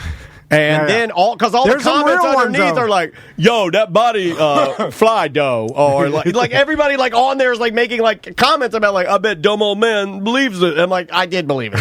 And I cried. You made me cry. I think there's some real ones on there. Like I haven't seen any real ones. I'm sure there are. I'm sure there are. I saw there's a tank, and this may be fake too, but there's a tank. It looked like a Russian tank, and it slid out and hit a bunch of traffic signals. Like it fucked up or whatever, and like it was going down a highway. And then I saw one where a plane shot a missile. Highway playing underneath. They put music to it. They do. Like that's what I'm saying. It's so bizarre. This shit is happening in 2022, and then it's on TikTok and social media, and they're putting it as it goes on. Anyway, it just seemed like me and Daniel talked about this. It seems like something from the fucking 80s or some shit. Yeah, it's very old Cold War. Breaking news, old Cold War from the 80s and Nukin Putin. The Russians last night took Chernobyl. Yes. Radiation monitors at the spike showing a huge spike in radiation at the Chernobyl site currently. Yeah, a couple little bullets got in the thing. It's fine. Put a piece of yeah, they're rummaging around. Put some 200 mile an hour tape on it. Put some old duct tape on it. Be just fine. The graph I'm looking at, the normal radiation level they monitor is below the 10,000 line of whatever the unit is here, Tom, and the reading at approximately 9 o'clock last night, I think their time, spiked up to 65,000, and they think this is due to the whole area is saturated with radiation. They think the Russians, moved some armor through there, moved some guys through there, and it kicked up a lot of dust in the air, radioactive dust, basically. And so it is bad right now, but they're hoping it will settle out. It is interesting. That's a very, that is super interesting to think that area is so polluted. Scarface. That just being there and walking. Still, yeah. You know what's funny is that I have. Remember that old Dyson fan that was a gift of mine for my wedding? That's how old this thing is. Yeah, the one that's just a hole. Yeah, it's an air blade is what they call it. This thing has a filter in it to purify your air. And it's so sensitive that if I toot my True Leaf toot pen and poof my weed into the air, that motherfucker will fire up immediately alert, weed, and starts trying to suck it off. And I can only, it's like, if you walk past it too fast on the carpet, it kicks up dust, it'll kick on. That's how sensitive that thing is. Yeah. So this kind of makes sense to me. I understand, you're moving around in there, you're moving dirt, of course. Yeah. Crazy too that they even why Chernobyl, it's just some tourist attraction, right? And there's nothing, no one can live there, right. No one can be around there because the people for the next 200 people years do urban exploring videos on there. They do actual tourism, tours. They do tours. And there was a guy that on one of these urban exploring videos that I found through Adam the Woo. I know Ross. I know you know Adam, and we. I was watching this video, and this guy signed up. He took the tour, but they made him sign all these different things to say that, when you're on the site, you're going to get, you have radiation on you, and are you cool with that? And, I get whatever. Yeah, it's a little bit, it's good. I'm sure this guy knows. There's a lot of dogs that live out there. That's the coolest thing to me. There's a lot of stories about the dogs that live out there. That's why I'm starting a dog site called Chewnobyl, where you can genius. The Chewnobyl, and you can adopt some of these radioactive dogs. It's going to be a pure scam. I'm just sucking people dry. Old people sucking all their money dry. Go to Chewnobyl.com. So the other worry with them taking the Chernobyl site is that right now, all the one reactor went and did what it did. The other reactors are all shut down right now. The reactor that blew or whatever melted down, they've got a giant dome over it right now to contain that. But the experts who are quoted in this BBC article are saying we didn't build that to withstand a war. If somebody shoots that thing or fucking sets off a bomb next to it, that shit could fall in real easy. It's built to stay there and hold the radioactivity in. We did not build it for any kind of war activities at all. And so this one in Chernobyl, they're actually kind of lucky that the area is depopulated. There's nobody around there for this to interfere with. But Ukraine does have other nuclear sites, and if the Russians start taking them, same concerns. They are not hardened for war. The whole thing is fucking nuts, and it's holy shit! How's this happening? It's crazy. And then you've gone this far without saying it's like a movie. Don't do it. He's not. Somebody tooted at Putin in traffic, and he got real mad. Oh man, he pulled out an isotope too. All right, Ross, what else you got? All right, we got war in Asia and we got war in New Hampshire. New Hampshire, this 8-year-old kid asked his parents for a treehouse. Oh wait, pause. You got to let our dumb listeners know that Russia is in Asia. I mean, technically, if you took European history, they lump it in there with European history, so that confuses a lot of people. But yeah, it is on the Asian continent. It's on the plate divide. It's on that plate. All right, no, sorry, Ross. 8-year-old boy wanted a treehouse. Mom, dad, checked in with the neighbors. Neighbors are like, yeah, fuck yeah, build your kid a treehouse, no big deal. They went ahead and built a treehouse 8 feet tall, 25 feet long, with a 168 square foot platform. That's a mother-in-law suite. You can live in that shit, Yeah. Yeah. And so the neighbors were like, come on, man. He said treehouse, not a fucking house tree, you know. Straight up And so they mansion. got him. They got him they got him like before the planning board, and they got this thing declared not a treehouse but a deck. And so a deck needs to be 5 feet offset off of the fence line, and so they're gonna make them take this monstrosity down. No. But that also means they built this fucking thing within 5 feet of the fence. What the fuck? Like this giant treehouse looming over my goddamn yard? No, fuck you. Take that shit down, Karen. Well, it kind of seems like this is America. I should be able to build a tree house as big as I want it in my tree. But I do agree, like, I have 2 giant oak trees in front of my house. And I was like, we know. You're always talking about them. I'm like, I wonder if my I haven't son's... been raked since the last time I raked it. No, I never. I was Never again. I was blowing the leaves the other day, and I was You know like, what he God damn, found? this sucks. He found one dusty pepperoni from the last time it was raided. And I thought, I was like, if I built a monstrosity treehouse in between both, like Treehouse Masters or whatever, like, Why not just start with Lowe's Treehouse? Why, why go Treehouse Master? I did think to myself, I was like, I bet my neighbors would be pissed if like this big ass fucking a house was built in the goddamn. Funny you say that. Front of my house. My dad did have to go and talk to the Bolins back when I didn't have a treehouse. I had a stilt house. They sold him at Lowe's and like Home Depot. I don't even think Home Depot was around. I think they got it at like Lowe's. And my grandpa and my dad built me a stilt house. And it's the one that had the sandbox underneath. Okay, yeah. It was like a tree house on 4x4s, and then underneath it was like a little sandbox, the same dimensions as the treehouse. But it stuck up in the air, and the lady behind us had a pool, the Bolins, and she would topless sunbathe out there. No, okay. Yeah, So my dad had to go and basically like talk to her about it, but she was a drunk, so she didn't care. But I can see where yes, it could be a problem. Oh yeah, young Danny Denny up there. It was an old lady. It was disgusting. It was horrifying. It's like it looked like the mom from Something About Mary. Like that. And then here's another story I don't know if I've ever told. She wrapped a cinder block around her neck with a ski rope and jumped in the pool. And my fucking dad had to jump the fence and save her in his Sundex. And I think his necklace fell off, and he was really upset that he had to dive back in. How did he know? I Because he saw remember it from that. He was out there smoking cigarettes, and he heard her He splash. was in the treehouse watching her Yeah, sunbathe. Right. Yeah, pretty much. But he heard a splash, and he looked over there, and he sees her go down, and my dad jumped in there and saved her. Crazy. Also, Ugly lady. like didn't Tony Soprano do that, or some of the Sopranos? Like every once in a while you hear the old cinder block in the pool, kill yourself, and I'm like, man, that's a scary way to kill yourself, right? I don't think that would work for me. They I'm a say good when you swimmer. drown, like you get this euphoric feeling before you die. I thought that was freezing to death. I thought Scary. drowning was horrifying. Yeah. It sounds horrifying to me. I thought Scary. freezing was euphoric, but drowning, you're just You're gasping for air. or burning alive. Freezing, people think that because I think Jack London wrote that that's how it was, but apparently it's like your whole body is on fire, Dan. It's not that. Yeah, you're right. Russ, you're right. There was a guy that you told me about that, or when Ross was here. Well, he lived like in Mount Everest. Remember? I think Right. Ross told that story. yeah, he's Like, like, kill me. Yeah, it's in Crack Hours Into Thin Air. It's really good. They left him for dead, and then he like staggers into base camp, and they're like, "Oh fuck, we left you for dead, dude." Yeah. yeah. He made it. It's Wow, great. awkward. He revenge kills everybody that left him, right?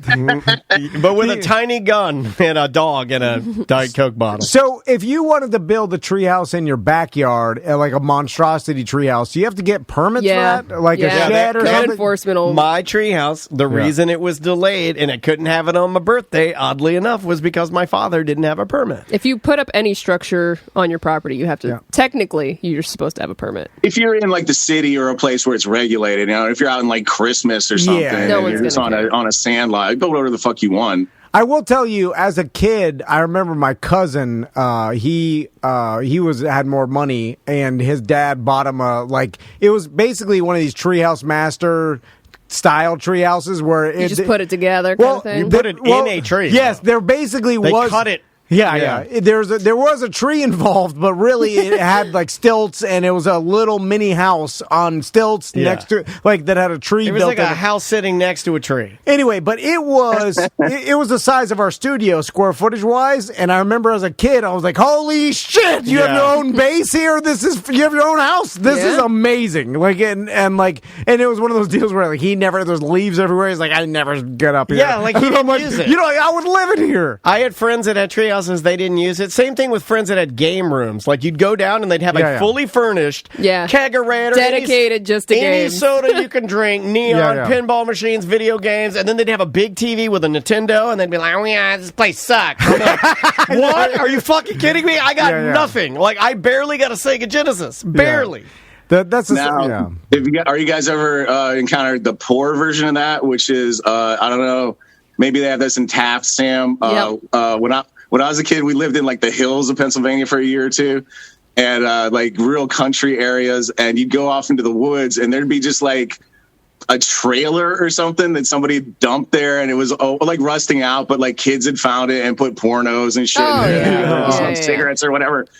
Yeah, right, we didn't have tree houses. We just had whatever bum camp the bum left, and we'd go in there and be like, "Ew, we shit in here. Ew, kick or your you stuff just over." get like an old piece of scrap plywood and put a platform in a tree, and it's like, that's our tree house. It's just a fucking flat or just a platform of 2x4 wood. nailed to a tree, and it's like, look, a handle for tree climbing. Well, that's and then I remember we read Little House on the Prairie, and like at one point they live in a dugout house. I remember one summer we tried to like dig a dugout into a hill and just got filthy and dirty, put a dent in the hill. Yeah. I remember when I was a kid, I had a tree in my backyard that was big, and we tried to build a tree house, and it consisted of different size 2x4s cut in different lengths with 2 nails in them as steps, right? Yeah.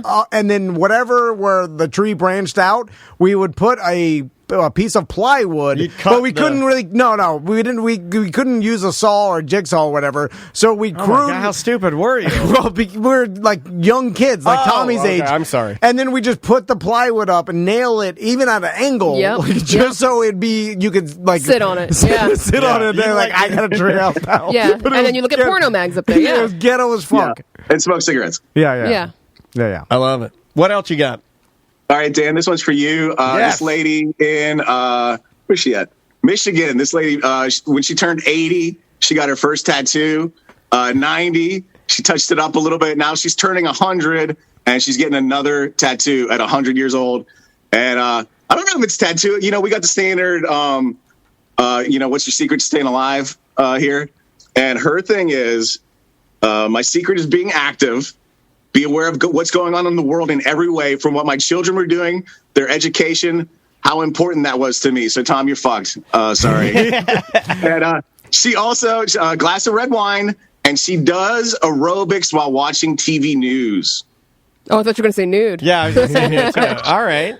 Well, so staying active. I feel like the news will kill you. I feel like that's the only real answer to it is staying active, like keeping track of your kid's school. By the way, she's 101. Like when her kids went to school, what was it? The fucking the 40s or something? You're like, what I'm saying? Your kids are probably be in their like 70s, right?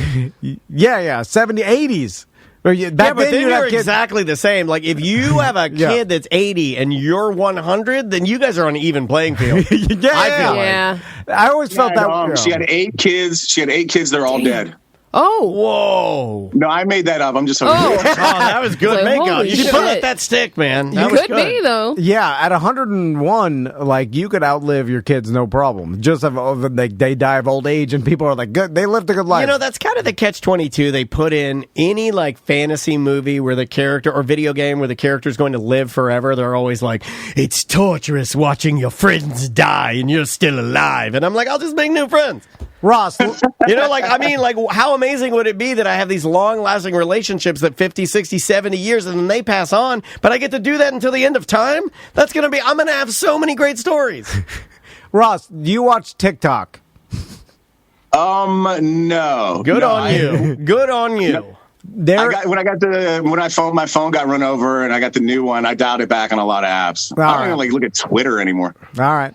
There's this. Oh, it's real bad now. There is this like monk. He's dressed like a Buddhist monk, and he looks old. And on TikTok they claim he's 133, which is obviously, of course, it's fake. But this has also made it to the regular internet. This is not TikTok exclusive. Okay, all right. I don't know. Exclusive. And then they claim he's 133, which is obviously not real. But but I'm curious how old he is because it looks like a monster. I saw it said he was like 109 109 or something. Not Okay. 133. I think some TikTok bullshit, but Yeah, That's not the monk I'm most It looks like a fascinated monster. with. The monk I'm most fascinated with is the new martial arts monk that I saw this morning, who, laying flat on his back, has enough ab power. He can use his heels and his abs to make it appear that he flies off the carpet. Have you seen that? That's a video played backwards. It's amazing. No, that's a rewind. This guy can fly. He's flying to the sky. That's a rewind video. That's No. yeah, it's all fake. It's No. all, it's So backwards. the guy's actually 109, so he is All right. old as shit. But yeah, they say he's 163, but he's actually Oh, 163. 63. You said 33. Well, that was on my TikTok feed. Anyway, but doesn't he look like a monster? He is looking rough. He's looking. I mean, looking you rough. like you almost believe Send me it when that it says so I can see. 133. It looks Yeah, it looks like a movie, like a joke You in a remember movie. the magic lady, the voodoo lady in The Princess and the Frog? Yes. That's what he looks like. Yeah, it looks like Okay. it's like prosthetics and movie magic that makes this guy look that old. Like, Do his, they have any way for us to keep our mouths from sucking in? Mama Odie. He looks like Yeah. skinny Mama Odie. No, at that time, like your body is just barely. I mean, it's all Yeah. dehydrated, sucked. Yeah. Old. Yeah, done. Sad. you can do that thing where you pull it all towards the back, Dan. But eventually your ears meet in the middle. I don't think I have enough skin. You will though. Yeah. I Will send I? it to you if you want to pull it up. I contemplated starting getting plastic surgery. Oh yeah, what are you gonna get? Calf I'm implants? sorry. Why are you just now bringing that up? You contemplated getting. What are you going to get done? Well, I want to slowly turn into a lion, like all the celebrities I know. That's what you do, and then you I look. think you just start with Botox, right? Yeah. Botox, but Maybe some cheek injections. yeah, Botox, and then you got to start with the facelifts, like start Yeah. tightening it up. There he is, Ross. Oh yeah. Yeah. Oh man, some that's steroids. a scary. Oh, there he is with a child. Don't do that. Yeah, it's a monster. Why would you right? do that? It is a oh my monster. God, he has that mouth. Everything that comes out of that mouth is just like, ooh, ooh, ooh, ooh, you know. Whew. Even 109 though is still that is insane. Yeah. It's I don't- 109. I want to live to be 109, but I think you can just put my brain in the computer and you can have my body. like you. Like if I'm going to look like that, no need. Keep my brain in the container, right? And just have me type using whatever, using technology. I don't want you to see me like that. yeah, you download your consciousness into the internet. Yes. Like, that's what. Yeah, just make me like a cloud or something, and I just, kind of glow when I'm happy, red, and when I'm sad, blue. We'll put you in an iWatch, Dan. Yeah, I'm okay with that. Totally okay with that. What else you got, Ross? All right, let's keep going, you guys. You guys are familiar with top American educational university, Louisiana State U, right? Yeah. LSU. Everybody knows LSU. Well, students at this elite premium college here in America recently were enjoying some food at one of their dining halls when a raccoon fell through the ceiling and started running around like a goddamn Bugs Bunny cartoon. Oh, man, I love me a raccoon, too, because they got, like, human hands. I think I saw the. This thing was like going fucking crazy. It was jumping on people's lunches. And then it eventually ended. A bunch of the kids had to like corner it. A chef was trying to catch it in like a fry basket. And eventually, Real life Little Mermaid. Yeah, what is We're going to cook ya! I'm going to cook the raccoon! Cajun Little Mermaid. and then eventually animal control came and did get the raccoon away. It's interesting because How's your raccoon problem? it's still bad. Yeah, but you don't talk about it anymore, which leads me to believe that it's way bad. No, well, I've accepted it. You've just given up. And now I watch the raccoons like 11. They're your friends. 11:30. I see the lights because I have motion 11:30 at night? Yeah, Like with yeah. Saturday Night Live, they're like, we got 5 minutes! I don't want to miss the musical guests. Because the lights, I have motion censored like solar lights. They pop on, and then I watch them walk in a line. They walk to Catman to get that cat food, and then they walk back like at 12:30. So Catman put the cat food back out. Oh yeah, Why don't you they- get a pellet gun and start picking them off? Well, I'm gonna get this. I found this new thing. I was gonna get the water, the sprinkler that's motion activated that squirts them. Yeah. Because the BDM said that's the only thing that works. The only problem is I got to hook it up and do the whole thing, and it's gonna squirt me when I'm outside taking a pee pee. And then, these new solar lights have red eyes that How many solar lights are you going to buy? well, they have red eyes, and the raccoons you are have the most they think it's a solar predator. lights of Oh, any man, it's person a I solar know. light graveyard over there. Solar lights are God horrifying. damn. That's the name of the show. Is the Solar Light Graveyard. You have Ross, help me get They Tom. break. Help me get Tom off of solar lights. Solar lights are fucking garbage. They always have been, and they always will be. Because why? What have we learned on this show? Solar is a Trash, scam. yeah. It's a scam. Now at dusk, Anything that you put in anything you buy for $1 and promises you it'll just live in the ground outside forever with no maintenance is fucking bullshit. Yeah, It and is, now yeah. they're lying to you. now I've they seen flash when the dusk happens. It's like the new solar lights say they're like now as bright as regular lights. I'm like, you're fucking lying. If you have to say that, you're lying. But these have red eyes that give. Oh, that'll class up the house. Oh, look at our whole house is infested by digital rats. Ross dealt with that. He knows what it's like to have 1,000 eyes stare back at you. And the red eyes scare the raccoons away, and also other varmint. They say. Other Varmint. Other vermin. I feel like you're just putting a light out for them to see the water Exactly. fountain that you're going to install. It's like candlelight dinner for him over there. Yeah. I'll report back and tell you how the red lights are. Yeah. All right, fair enough. What else we got? Yeah, and I'll just let you know, fucking Catman feeding the cats and the raccoons start coming. That's the beginning of a rat house, buddy. It really is, but That's the preamble. Yeah, I haven't seen rats, although they're coming. Yeah, they're already Yeah, there. they're You're there. just not seeing I them. can't see them. The raccoons are giant. They're the size of small dogs. Go out at night. Go out at night, like when it's dark and quiet, and if you hear like a noise, like almost like a chirping, and you're like, "What the fuck kind of bird is up at night?" That's the rats in your trees.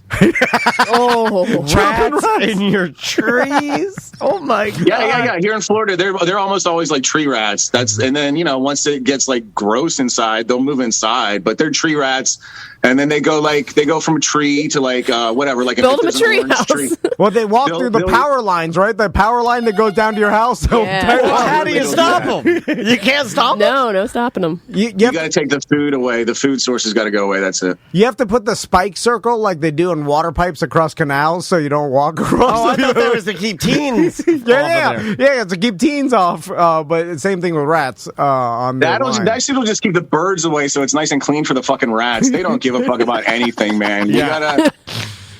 Crazy. bad. I'll take your word for it. Ross knows. Yeah, he does. He does. He has the story to prove it. Let's do one more, Ross. Ross knows rats. Okay, Dan, I don't know. Okay, so we just got Netflix back. And the first thing that I fell onto that I don't know, it doesn't seem like super popular. I haven't heard about it from anybody else. I just watched this show called 60 Days In. It seemed like it's right up your alley, Dan. Have you heard of this? Is this the prison show? It's a prison show, and the first thing I thought, and it's the first question everybody asks is like, is it real? And A&E insists it's a fucking real show. Yes. And the fact that the prisoners know who is in the show pretty much 100% of the time seems like they figure it out pretty easy. Seems to be like that. I don't think you'd write that into the show. Right. Hold on. Well, what is it? So What's it's the like premise? regular people going to Yeah. prison. The season they have on Netflix, this is a little bit spoilery, but not super spoilery. They send like 6 or 8 regular people. A couple of them are corrections officers, but like one of them's like a cop, but she doesn't seem like she's a real good cop, honestly. Yeah. And, So it's like non-criminal civilians that volunteer to go into prison To see what it's like. Yeah, to go for undercover 60 days. Yeah. And it's this sheriff who, like, he just took over this jail, and he's like, the jail's a fucking mess. We just took 5,000 pounds of contraband out. I want them to go in and find drugs and stuff. And, of course, they're regular-ass people, God. so it's really hard for them even to get accepted in jail. Of course. Well, do the inmates Except- know they're gonna find out that they're narking, right? At a certain, the inmates know that this show is going on because there's cameras everywhere, Right. like it's the fucking office, you know.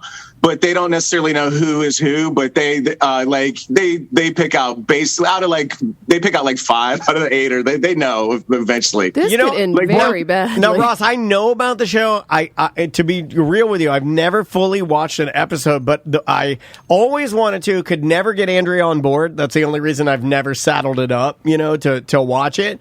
But like I saw ones that A&E was like they were promoting where they'd be like the main guy that's in the prison. He'd be like, I think tomorrow morning I'm going to come clean and I'm going to leave and I'm going to tell everybody, like that. And I was like, well, does that mean you're going to be killed? Like what? Like I didn't understand like what they meant by like leaving. Is there a prize that they get?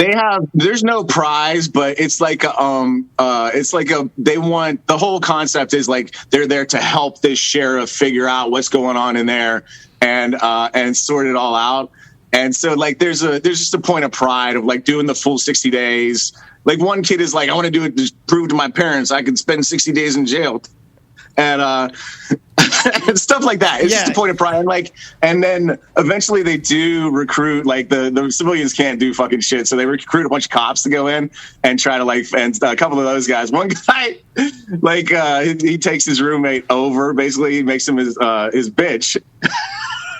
And, they're asking him, like, what about Bobby? What's the jail term for that? And then the guy's like, there's a lot of terms for it. There's a lot of terms. And then they cut to one of the other participant, and he goes, well, he really made Bobby his bitch, didn't he? But also, like, I can't imagine that it's anywhere close to real, given that there's a camera filming them. Like, the criminals are not going to act the way they do when the cameras are not there. No. So usually the criminals like, normally I'd stab this nerd, but I'm not going to do it now because there's like fucking camera there. I don't want to get more time. So it's like there's got to be some fucking cook. Like bullshit. Well, to it, it's right? like they're saying it's real, and yes, it is real. Yeah, but like maybe it's not scripted, but they're acting differently just because the camera. Do you think you could do it? 60 days in jail? Hell no. I don't think I could do it. It's prison, not jail, right? Prison, right? Depends on where in prison. Like if like white collar prison, you know what I'm saying? Because white collar prison, and if you have a decent I don't roommate, think that would be a very interesting show. Yeah, exactly. Yeah, exactly. Oh, playing ping pong again. Yeah, but it's like if you can get your X amount of time in the yard and work out, you get your library time and your internet, whatever, it's not that bad. On brand library. On brand library. I see it. The old man comes with the books and he's like, which book do you want? He gives it to you. Fresh books from the library. Tom Dan. That'd be you. He pushes the book cart. Tom thinks he's going to be serving time in the Shawshank Redemption with the fucking book cart guy. There you go, Sam. I got you a copy of Where the Red Fern Grows, and for you, Dan, I got you a copy of The Hobbit. Then you request a bucket of suds, and then you have the best beer in your life on the top of the roof. Oh, please stop. All right, anyway, I think it's real. You guys watch it and get back to me. Okay. And then, so that leads me to, our last story today. Geneva in Switzerland. These guys just built a new prison, right? They built a new prison, and you got to be 18 years old. They want this place is going to house 124 people and have like 117 spots for detention for so 124 people like they're full time, 117 in like temporary detention. And so they're looking for volunteers to come in and like try the jail out before they put prisoners in. They're going to take away your cell phones. They're going to put you in there, feed you jail food, make you do yard time. And it's like when they open Halloween Horror Nights a day early and let the employees go through. It's like a soft run. Yeah. It's a soft run of a jail. They also like 124 inmates doesn't sound like that much. Small jail. Like you see these stories like worst jails in the world, and then like this jail in Guatemala holds 30,000. Yeah. Okay. 30,000. Only because you brought it up. Yeah, Worst Jails in the World is another fucking good show. There's this guy from England. Why are you obsessed with jails? From England. He got arrested and put in jail for murder, and it took 12 years. They found proof and cleared him. He got out of jail, and now he goes to these fucking jails. I watched this one last night. I think it was Manila in the Philippines. Oh, no. The jail was built for 1,200 people. There's 5,000 people in it. Yeah. That's tight. Yeah, and it's always like the inmates run the prison. I'm like, well, they're still in there, so they don't run it that much. I mean, if I ran it, I'd shut it down and go home. Yeah. It's like, well, they don't obviously have that much control because they're stuck in there. That one, there's one guard for every 400 people. So the prison instituted the system where they have like blocks and block captains and mayors, and it's the mayor's responsibility if there's drugs or anything. So like they do, keep it pretty fucking squeaky. And yeah, they use the inmates to help like monitor with the situation. That's a fancy job. What are you? Well, I'm a murderer, but actually in jail, I'm a mayor. That kind of shit is scary. The jails in the United States is like, especially like white collar prison is like, it's really, I mean, nice as hell. Get some internet. Not nice, but it's like an Airbnb. But it's like you or can at get least an RBO or VRBO or whatever. When some of those other like worst prisons in the world is like, oh man, like I do not want to end I up like there. the ones where it's like, she was just in the Bahamas on a cruise. She was buying a purse. Then she was locked up for 30 years. And then they show her, she's like naked in a hut. And they're like whipping her. And I'm like, how the fuck did that happen? She was just visiting like a monument. Like she's like on a tour with a Jeep. Like, miss, everybody, the bus leaves in 5 minutes. Like that kind of shit. She had been doing more. And literally the next thing is her nude. And then they're like, the only person they could get her would be a Navy SEAL and her father, who spent $5 million of his own money. I've watched these, and I'm like, what the fuck? That'll make you not want to go anywhere. Yeah, but then it turns out like she was like her boyfriend was a smuggler. He was running drugs. Yeah. Like she had the heroin in her purse, but she tell me that up front so I don't feel. No. You know. Well, they want to scare you into watching it. Oh, they scared me. Everything scares me. Like I went to the Bahamas. That can happen to me. I'm like, no. My wife wanted to buy a purse. I'm like, don't do that. Don't talk to him. They'll get you. We got to get out of here. Sorry, Ross. Who is on Tots with Ross now? I haven't recorded one since the last time I talked to you guys. Still out there. SBK. Woo-hoo. All right. Get back to me. Oh, you need. I thought it was on. No, I think Ben Brainerd is the last one, right? Yeah, we haven't had. Correct. I text SPK. I haven't heard from him in a minute. I think he's doing his own thing right now. I think he's doing his own thing. I think Tuttle got a hold of him, I think. The good thing about your listeners, Tom, is that none of them have ever downloaded my shows. So there's a whole fresh, you can go listen to literally any Tots with Ross. They're all good. I was just looking at the list. There's a lot of good shit on there, man. There is good. Yeah, And definitely go check it out. they listen, Ross. I see it on the internet. I mean, I know the number that listens, and it's not a lot. And you can also see me at the Bull and Bush. You can also see me at the Bull and Bush every Wednesday. We do open mic. And that, the only reason I'm mentioning it, it's been good lately. People have been coming out to that. We got like return guests. It's been a good little open mic, and the comics are actually taking it sort of seriously. Awesome. I love it. Good. I love it. Yeah, go. And then, of course, first and third Saturdays at the Bull and Bush. Oh, and I'll be in Kissimmee tonight. If you're not in Kissimmee, hit me up. I'll let you know where I'm going to fucking be. Okay. Oh, you don't want to tell us? Okay, what is that I don't have secret? information. It's this guy Kevin Dean's show. It's in some place in St. Cloud. I'll literally put it out on Facebook in just 1 second. Okay. Yeah. Is it For those- Porky's Comedy For Club? those that are listening, if you want it, Oh, yeah. Is it Porky's? we'll share it. No, it's not Porky's. I think I tried to get into Porky's one time, and I was told no, thank you. Oh, wow. Well, we have a good relationship with Porky's. Come on, Porky's, lighten up. Jesus. St. Cloud has gotten fancy. Yeah, my Since the God. last What time. do you mean? No, thank you. We do not like Willie Nelson and Bono. All right, I hope you're doing comedy at the coffee cup. The change, it's fine now. It's fine now. All right, buddy. Well, hey, man, have fun. Did they put the third K back up? Never they don't talk about that never anymore. go 3K. I think that was an urban legend, by the way. I don't think that was real. Somebody else? Absolutely is not. Google it. It's still on the fucking Google. It's right there. Yeah, somebody came in here and mentioned it. And they're like, your grandfather liked that place? Like, was like, No, it's fine. I talked to the owner's son. He knows me. Drunky. There's also, it's not Tell him the only Drunky's place in Kissimmee like that. There's like a transmission store with like a 3K name. Like they don't even fuck around down there. It's, It's just anyway, I'll be coincidence. there tonight. Please don't come beat me up tonight. all right, buddy. We'll talk to you soon. See you, Ross. guys. Later, man. That is Ross McCoy. It live. is Brews and Blues in St. Cloud. That's not a bad spot. cool. Yeah, Brews and Blues. Go see Ross. Man, St. Cloud has No come up cover. No. Nice. Adults only. Nice. Where's it at? Pine Tree? It is on, let's see, LaSalle? I don't know. any of Pennsylvania those. Ave. Oh, okay. Pennsylvania Avenue. That's where the White House is, right? That's closer to downtown St. Cloud. I'm more of a, Where the swamp. Country boy. Yeah, he's more of the outskirts. I like all the roads being named after old cars. This is Plymouth. This right here is Chrysler Road.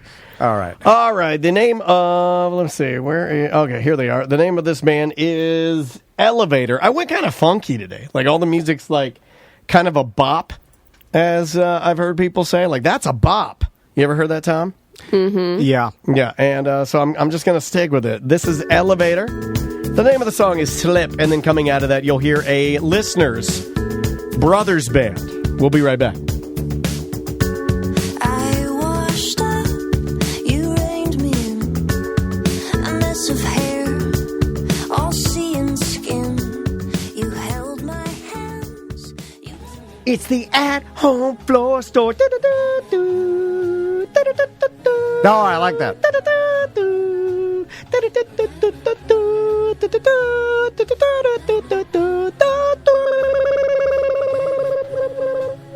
Hog.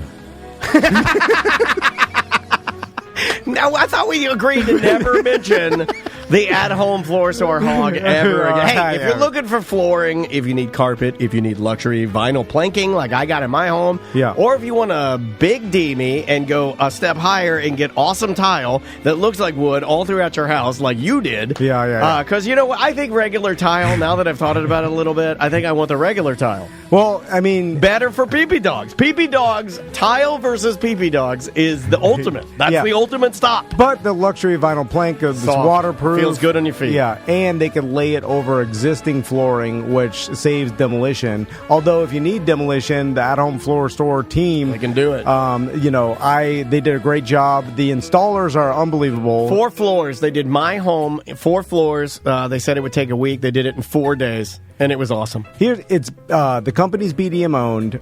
They'll take care of you if they know you're a BDM, a Tom and Dan listener. They bring the samples. Yeah. They bring the carpet samples, tile samples, anything you need to your home. You'll meet with a representative, decide what you want to do. You get to see the samples in your house. Now, I know what you're thinking. Does that make a difference? Yes, it absolutely makes a difference, especially if your wife's picking out colors and stuff like that and is extra picky. You wouldn't imagine that having the samples in your home would be better, but it absolutely is. Yeah, and you don't have to go to a store who you're going to be paying extra waste of time. because they have to pay for the store. You're saving money because of at-home floor store's business model. They don't have some gigantic warehouse that they have to pay insurance and all that. Not needed. They don't need that. They bring the samples to you, and like Daniel says, you could leave the samples there and walk by them, see if you like them. My wife did multiple tile samples to see which colors she liked. It just makes it easier. It's less of a headache instead of your wife saying, "Oh, do you pull up that swatch again on your phone?" And no. Just do it with At-Home Floor Store. And if your floors are old, just listen. Get a cash-out refi from Brian Zymel and Streamline Mortgage. Take the money out of your house. You have equity in there. Especially if you're staying. Don't you want it to be nice? Redo your floors. It'll be a huge difference. You'll be like, oh, my God, I should have done this 10 years ago. The quality of life. It's athomefloorstore.com. Do not redo your floors if you have tons of pee-pee dogs. Daniel has tons of pee-pee dogs. It was stupid for him to redo his floors. Now he's going to have to redo his floors again.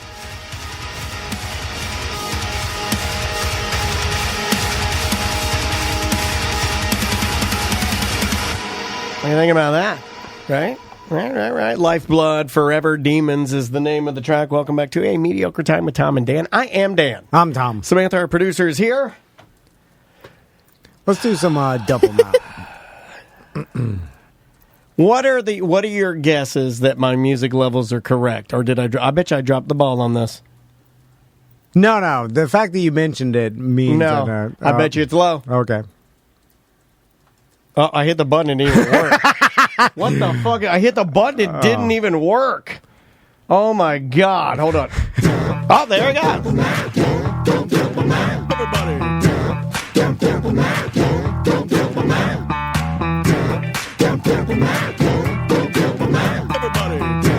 I forgot how good this video is. If you've never seen this video, it's excellent. Thank you, Owen and Ono Radio Show. OnoMedia.com. Yep, there you go.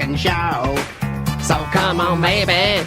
Let's dump them out and play. I want to see your topics. Ooh, I want to also see your bottom mix.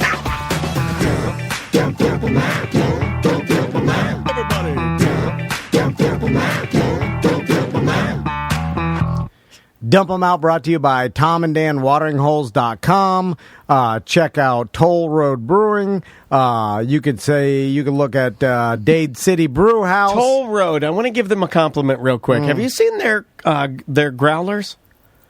There's one in our fridge. Joey Somebody should take that, by the way, before it gets great beer. It's going to be delicious, but it would have been better last week. But no, their little growlers they almost are made to look very antique-y. They almost fit the branding of Toll Road. Well done, y'all. Hourglass Brewing, Bug Nutty Brewing Company, Cafe Da Vinci, which Afro Man is going to be there March 9th. Doors at 6:30. Just go to cafedavinci.com. I think Afro Man likes Florida. Tickets are at eventgroove.com for that. Eventgroove.com. Yes, Event Groove. Johnny's, West End, Celery City, Brew Tap House. We've got Tuffy's, Bottle Shop and Lounge. Lots of different bars and breweries to check out, and they all have koozies, so just ask for one. Yep, check out the Tuffy's lineup too, the Music Box. A lot of good stuff there. Butler just sent me their lineup, and it's sizable. They're packing some good bands there, so check them out. We should talk about that. Butler works for Tuffy's now, Yeah. so if I didn't know, I wanted to blow up his spot. I didn't know if I was supposed to say that or not. Talked about it on cool. social media. Giving them some love. But yeah, the lineup looks really, really good. And Tuffy's Music Box. Check it out. If you didn't know about that venue, which I had somebody yesterday tell me, what do you mean Tuffy's? I haven't been there yet, the actual music venue. Oh, it's dope. I saw them building it. I haven't been to an actual show yet. It's rad. But I had somebody go, what do you mean Tuffy's? I'm like, yeah, Tuffy's. But they're like, what do you mean Tuffy's Music Box? I'm like, yeah, there's a venue space there. You have to check it out. So anyway. It used to be a gigantic warehouse on the side of Tuffy's, and then they just turned it into a really nice venue inside. So it's cool. What do we got first, Sam? We have Oliver Tree. Yeah, have you guys seen Oliver Tree? No. I have no idea. Okay, Tom, how much money? Okay. $5,000. No, okay. Everything's different. Okay, don't look at it. Don't look at anything yet. Look down. I'm going to play some of his music first, just because I'm trying to hip Tom up. Okay, that's going to be real difficult. And Oliver Tree is a pop artist, but I dig it. It's that shoegaze kind of a vibe Sam and I will put this on when we're gonna give her she's giving Whistling Toothpicks a back rub or something, or maybe I'm cleaning the house. This is his latest single. It's called Cowboys Don't Cry. That's all I'm gonna play because we'll get flagged. But how much to get the Oliver Tree haircut? Yes. How much for you? Look at this. Should I look now? Wait a second. Okay, hold on. Get it up for everybody so they can see it. And boom, go.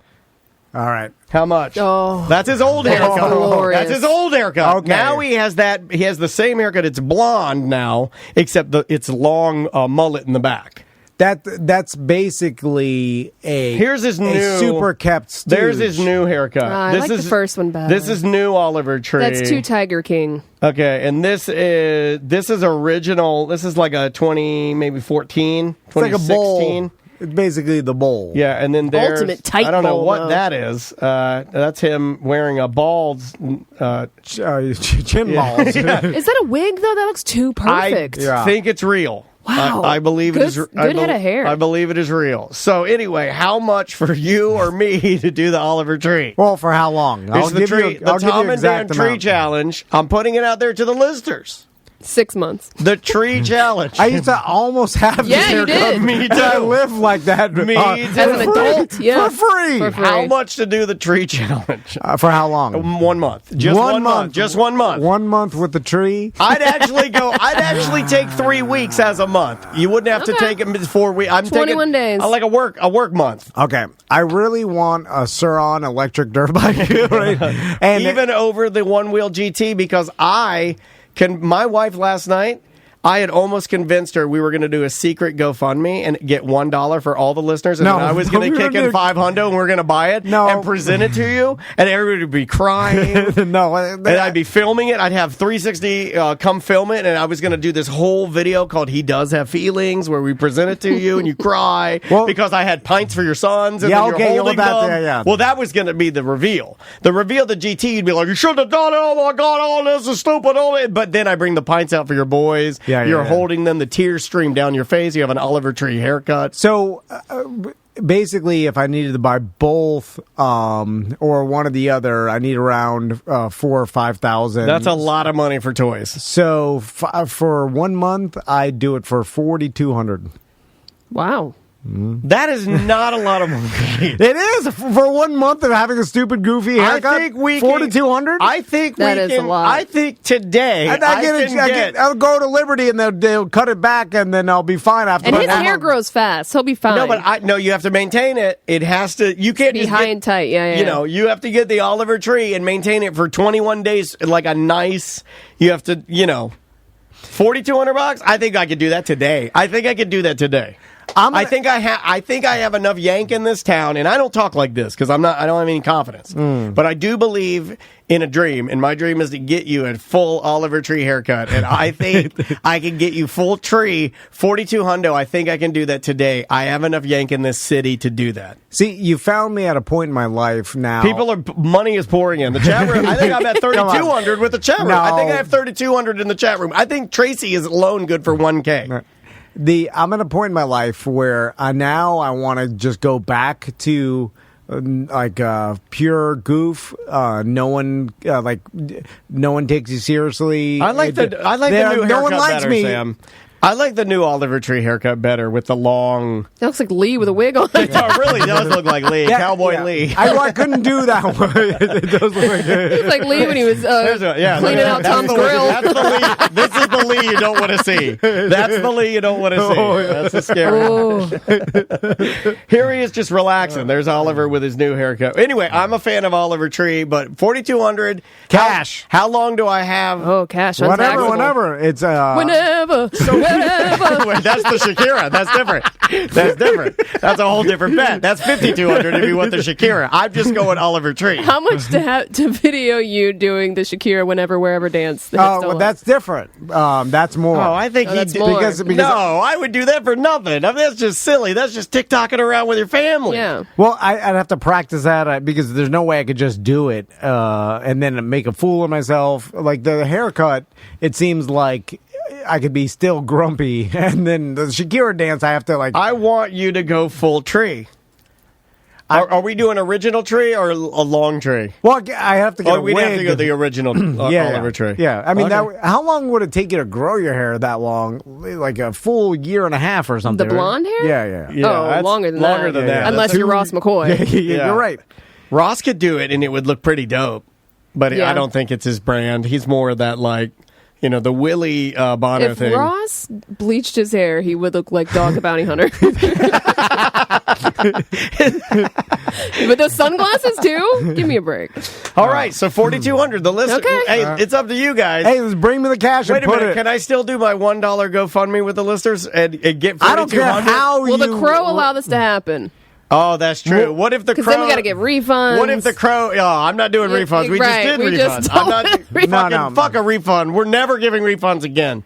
I think from now on when we do things, it should be all sales final for everything we do. Rain or shine. Yeah, I'm the same way with brewery and brewer and I'm just getting to a point in my life where I just want definitive answers.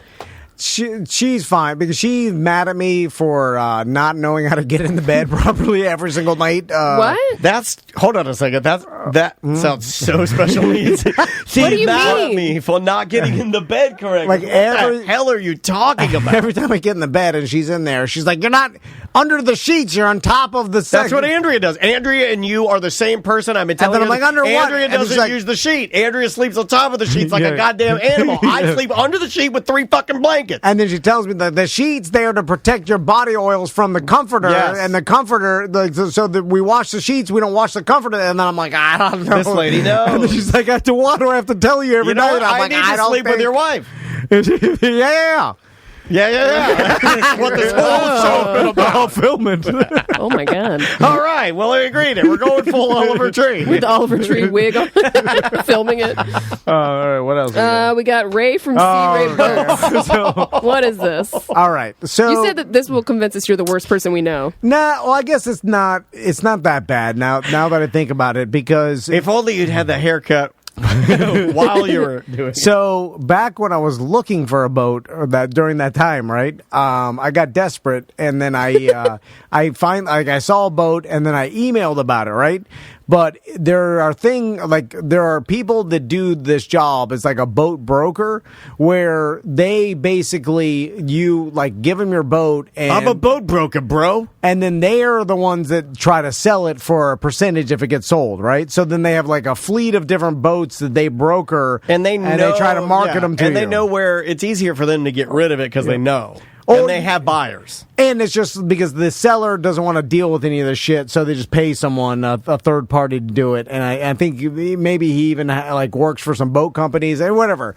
That's what I think. I have no idea. But so you don't know. He's assuming. I'm assuming because so I emailed it and then it didn't work out. I was like, oh, whatever. Oh, Falconer Jones, the person who sold you your current boat in the chat room. Twitch.tv/Tom and Dan live. Well, this is how I got the boat because Falconer's listening. And then he's like, I'll sell you my boat on deal.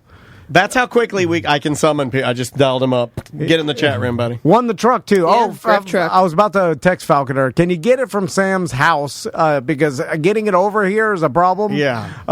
And we got a problem. This thing is a big hunk of shit. So can you pick it up from Sam's house? It's worse than the boat. So anyway, there's this guy, and I'll call him Ray from Sea Ray because that's his name, convenient. And that's the company he works for. Wait, why is his name Falconer? Why is his name Falconer XXX? Should I be worried about him coming to my house? Oh, yeah. Well, that's how he made his money. He sells really fucked up pornos. Hid a Trump playing card in my gas tank in my boat.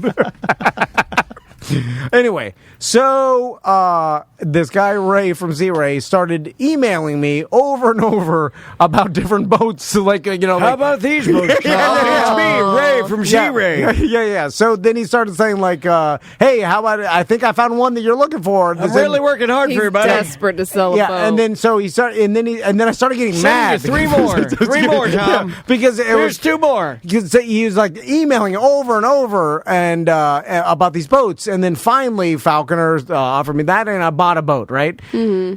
But it didn't stop. I got a boat. What's your boat got to do with me? I got a boat. I ain't trying to hear that, see? No. I never told him. Why wouldn't you tell him so he'd stop emailing you? Still emails me. Too awkward to email him back. Well, here's how it went. At first, I was just ignoring it because I was like, God damn it, stop emailing me, Ray. And then after so much time went by, then I was like, well, it's been too long since I already bought a boat. But this guy, he annoyed me to begin with, so I just kept ignoring why it. is he annoying you? He's trying to do something nice for you. But because it was too much. Did you activate him? Did you turn him on? I turned him on by now. What do you mean by accident? You didn't fall into a boat. Whoa! Well, I'm the one that contacted him to begin with, and right. And now so it's your obligation. I'm sorry, it's your obligation to tell him that you're sorry, buddy, but I'm bought a boat. Now I think from a porno man. I think it's some sort of auto-generated program. But you don't know. But every once in a while, he'll be like, hey, Tom. How are your boys? I missed them. I'm lonely on the boat. He would mention something that a bot wouldn't do. This Ukraine thing is terrifyingly sad. Man, I feel for those people. But now it's been so long. How's your day? I can't tell him, I bought a boat 2 years ago. Yes, right? You wasted your life. No, you don't have to tell him 2 years ago. You could just be like, I don't want to lie to him because he seems like a nice guy. You got to call his boss and you don't want to lie to him, so you're just going to let him string along and keep emailing you and wasting his time. You got to email his boss. That's what makes me the worst person I've ever met.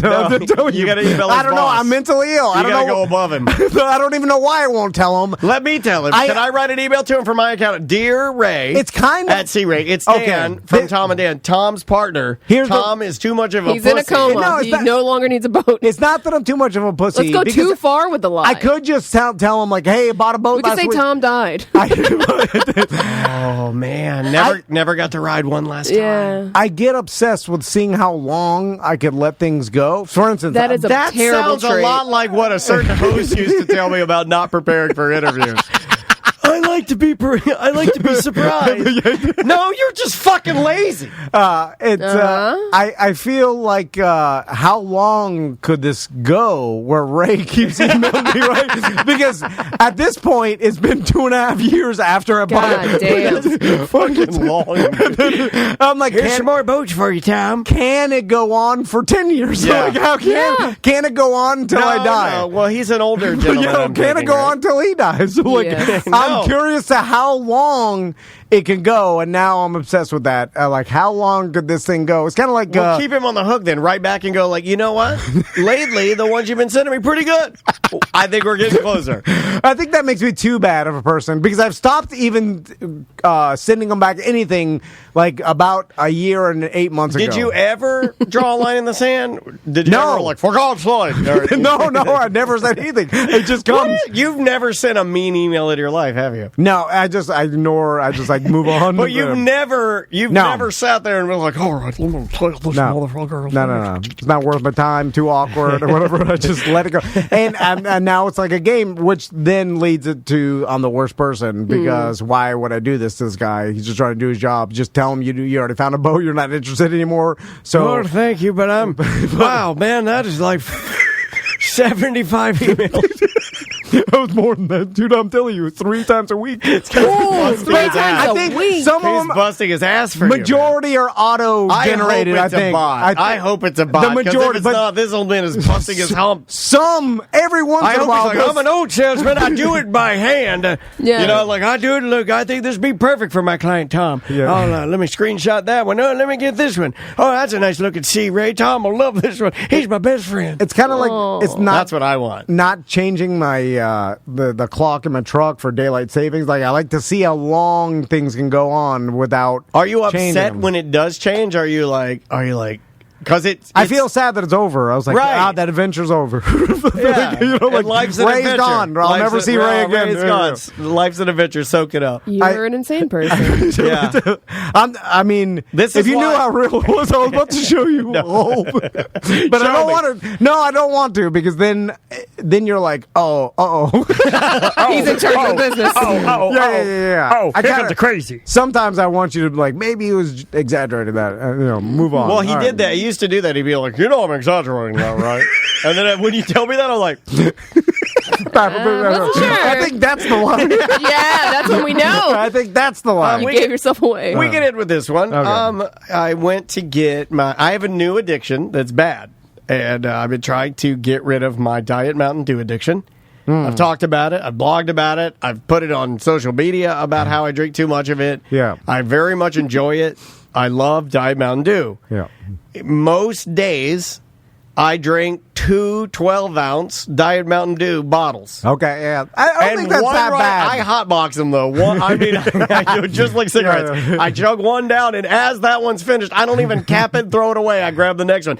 I run in here in the mornings. You guys have seen it. I'll have one that's empty next to me, and the other one is still got beads of sweat on it because I'm just fucking fuck my mouth, man. I love it. I love it. They have a new product that I love even more. This is why it's gotten bad. It's raspberry lemonade flavored Diet Mountain Dew called Mountain Dew Spark. No, Mountain Dew Spark, and it's pink. This is what makes me but I'm a target now. I've always been a target. It's a pink bottle with a yellow cap. Now, it's amazing. If anybody, it tastes like pink lemonade, raspberry lemonade. Okay, yeah, but it is like it's like a pink lemonade. It is like a spicy, like sour, citrusy. It's just fucking great. It's sour, citrusy. It's light. It's got caffeine in it. I love it. I just wish I didn't love it. So every morning I go to my 7-Eleven. You guys know I do not go to Wawa because Wawa does not know how to properly handle a queue or a line. So I only go 7-Eleven. So I go to my 7-Eleven with my ladies, the same ladies that I asked if they like me chirping, and they confirmed that it is case by case, that I'm really good at it, but other people are bad at it, and they hate the bad chirpers. Okay. So there you go. We got it from them. They told me they'd be honest with me. I don't trust it. So I go in there to get my Diet Mountain Dew, raspberry lemonade, Mountain Dew, Diet Mountain Dew Sparks. Whoever the fucking Mountain Dew man, the Pepsi man, because it's a Pepsi brand, has put Diet Mountain Dew, raspberry lemonade Spark on the highest shelf. Now, what if 7-Eleven ladies, because you're the only one that buys it, are doing it to prank you? Man, you are a paranoid. That is the saddest. They don't stop shelves. That is the saddest. If that were true, and it could be true, but that is. Would you want to live in that world? No. So I go in there. We're gonna get this short talking motherfucker. So I look. We're gonna put his shit all in the top. I look up and but it's always been there. They put it up there with the major melons, which is the watermelon flavored Diet Mountain Dew Zero. So like the crazy flavors. Yeah. They put it up there. They put major melons and Spark at the top. They put regular Diet Mountain Dew next to regular Mountain Dew. Major melons, Sam's army name. It's got a watermelon wearing an army helmet on it. This is why Mountain Dew is the best. So I look up and it's not only is it on the top, but I can't see any, and I'm like, "Oh shit, it's out!" But then as I back up and my ass touches the Slim Jims, I can see there's two in the baggy bag. Like you can see the soccer ball on the roof from the street, but not from the yard. Yeah, exactly. There's my foam boomerang. I can see two raspberry Sparks, Diet Mountain Dew Sparks in the back. So I have a choice. I can run and jump to get the Sparks. No way! But I'm 5 years old. I'm a grown-ass man, and I don't think it's proper. Plus, I'm drinking a trash baby drink. Like I'm drinking trash baby. Like the whole scenario is bad. You grab the Alpo dog food and drag that over, stand on it. So I think I'm the only person in there. And I look over, and I'm, this is my home store. I'm there every morning. I love this store. You know I go there. I talk about it. I love it. And I am. I'm very certain that I am the only person in there. So I say, "Hey, ladies, I'm sorry to do this. I'm going into full chirp. I'm like, hey, I'm sorry to do this, but you gotta know your strengths. You gotta know your weaknesses, and I can't reach my poison. If anybody can help me, you got a ladder." I'm doing a whole thing. I turn around. I am not the only person in there. There is a cowboy standing next to me, a large constructionman who, and I wrote it down, who says this. He says, "How about a boost, big eye?" Yes, please tell me he picked you up like a child. No, I didn't let anybody touch me. It ended there, Sam. The whole fucking thing ended there, but then it led me to something I was talking to Tom about this morning about how, why is that? It doesn't bother me. It's the last thing you could make fun of in society. It really is. And no one does gets shit offended, about it. cares. They love it. They pile on. And the whole 7-Eleven exploded with laughter. The place... like people... Calling someone short is not a faux pas in our society. It's weird. Tom, as the ladies pushed the Sparks down, and I still had to kind of jump a little bit because they were still on the top. Why wouldn't they just grab them for you? Maybe there's some... maybe your theory is correct. But no, the whole place was laughing as if Chappelle in the parking lot. Yeah, like that was the funniest shit they've ever heard. So there, I thought you guys would enjoy that. I probably would. What did you say back to him? Nothing. You just roll with it. What can you say? He's seen me do this. I'm not offended. It doesn't bother me. Trust me, it didn't bother me. I didn't even think about it. I think about the comedy of it. The comedy of it is, why is it okay? Because if you make me a 400-pound man. It could be the other way, too, if you're super tall. Yeah, absolutely. Too. It's weird. There's a thing with height, right? Make me a 400-pound person, right, and I can't walk the aisle. And then make me do the same thing where I'm like, "Excuse me, ladies, anybody got some butter in here to help me get..."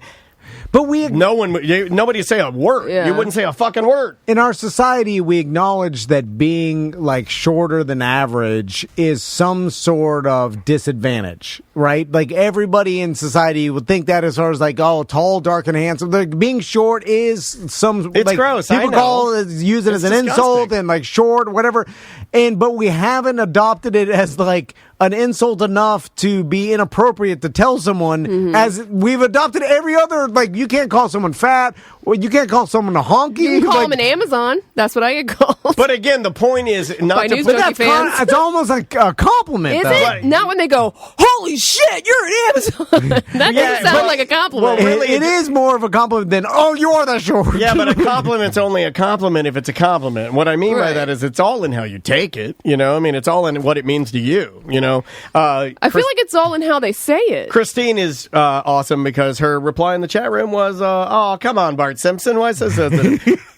I love that. This didn't bother me in the least. What is funny to me about it is that, like, everybody, like, I was looking around. The guy getting his hot dog was laughing. Everybody was like, "Yeah, it's bringing us together." I was like, well, great. I'm glad that everybody's getting a laugh. It doesn't bother me, but it's just a funny thing to observe. It's like, this is okay with everybody. It's funny because in our society currently, doing that with basically any other reason or how someone looks or anything else would be considered rude and offensive and in some part like racist or mean or make you a bad person. Like it's inappropriate, right? Yeah. It's like mentioning someone's skin color that's too light or too dark, or mention someone's weight or mention someone's disability or like all these other things you can't say, but short is still on the table and it happens to you all the time. I'm kind of glad it's still on the table, actually. I mean, but why is it why isn't it off the table like everything else? Yeah, but why? We need more stuff on the table. That's what I'm saying. I'm kind of glad it's on the table. But if everything else is off the table,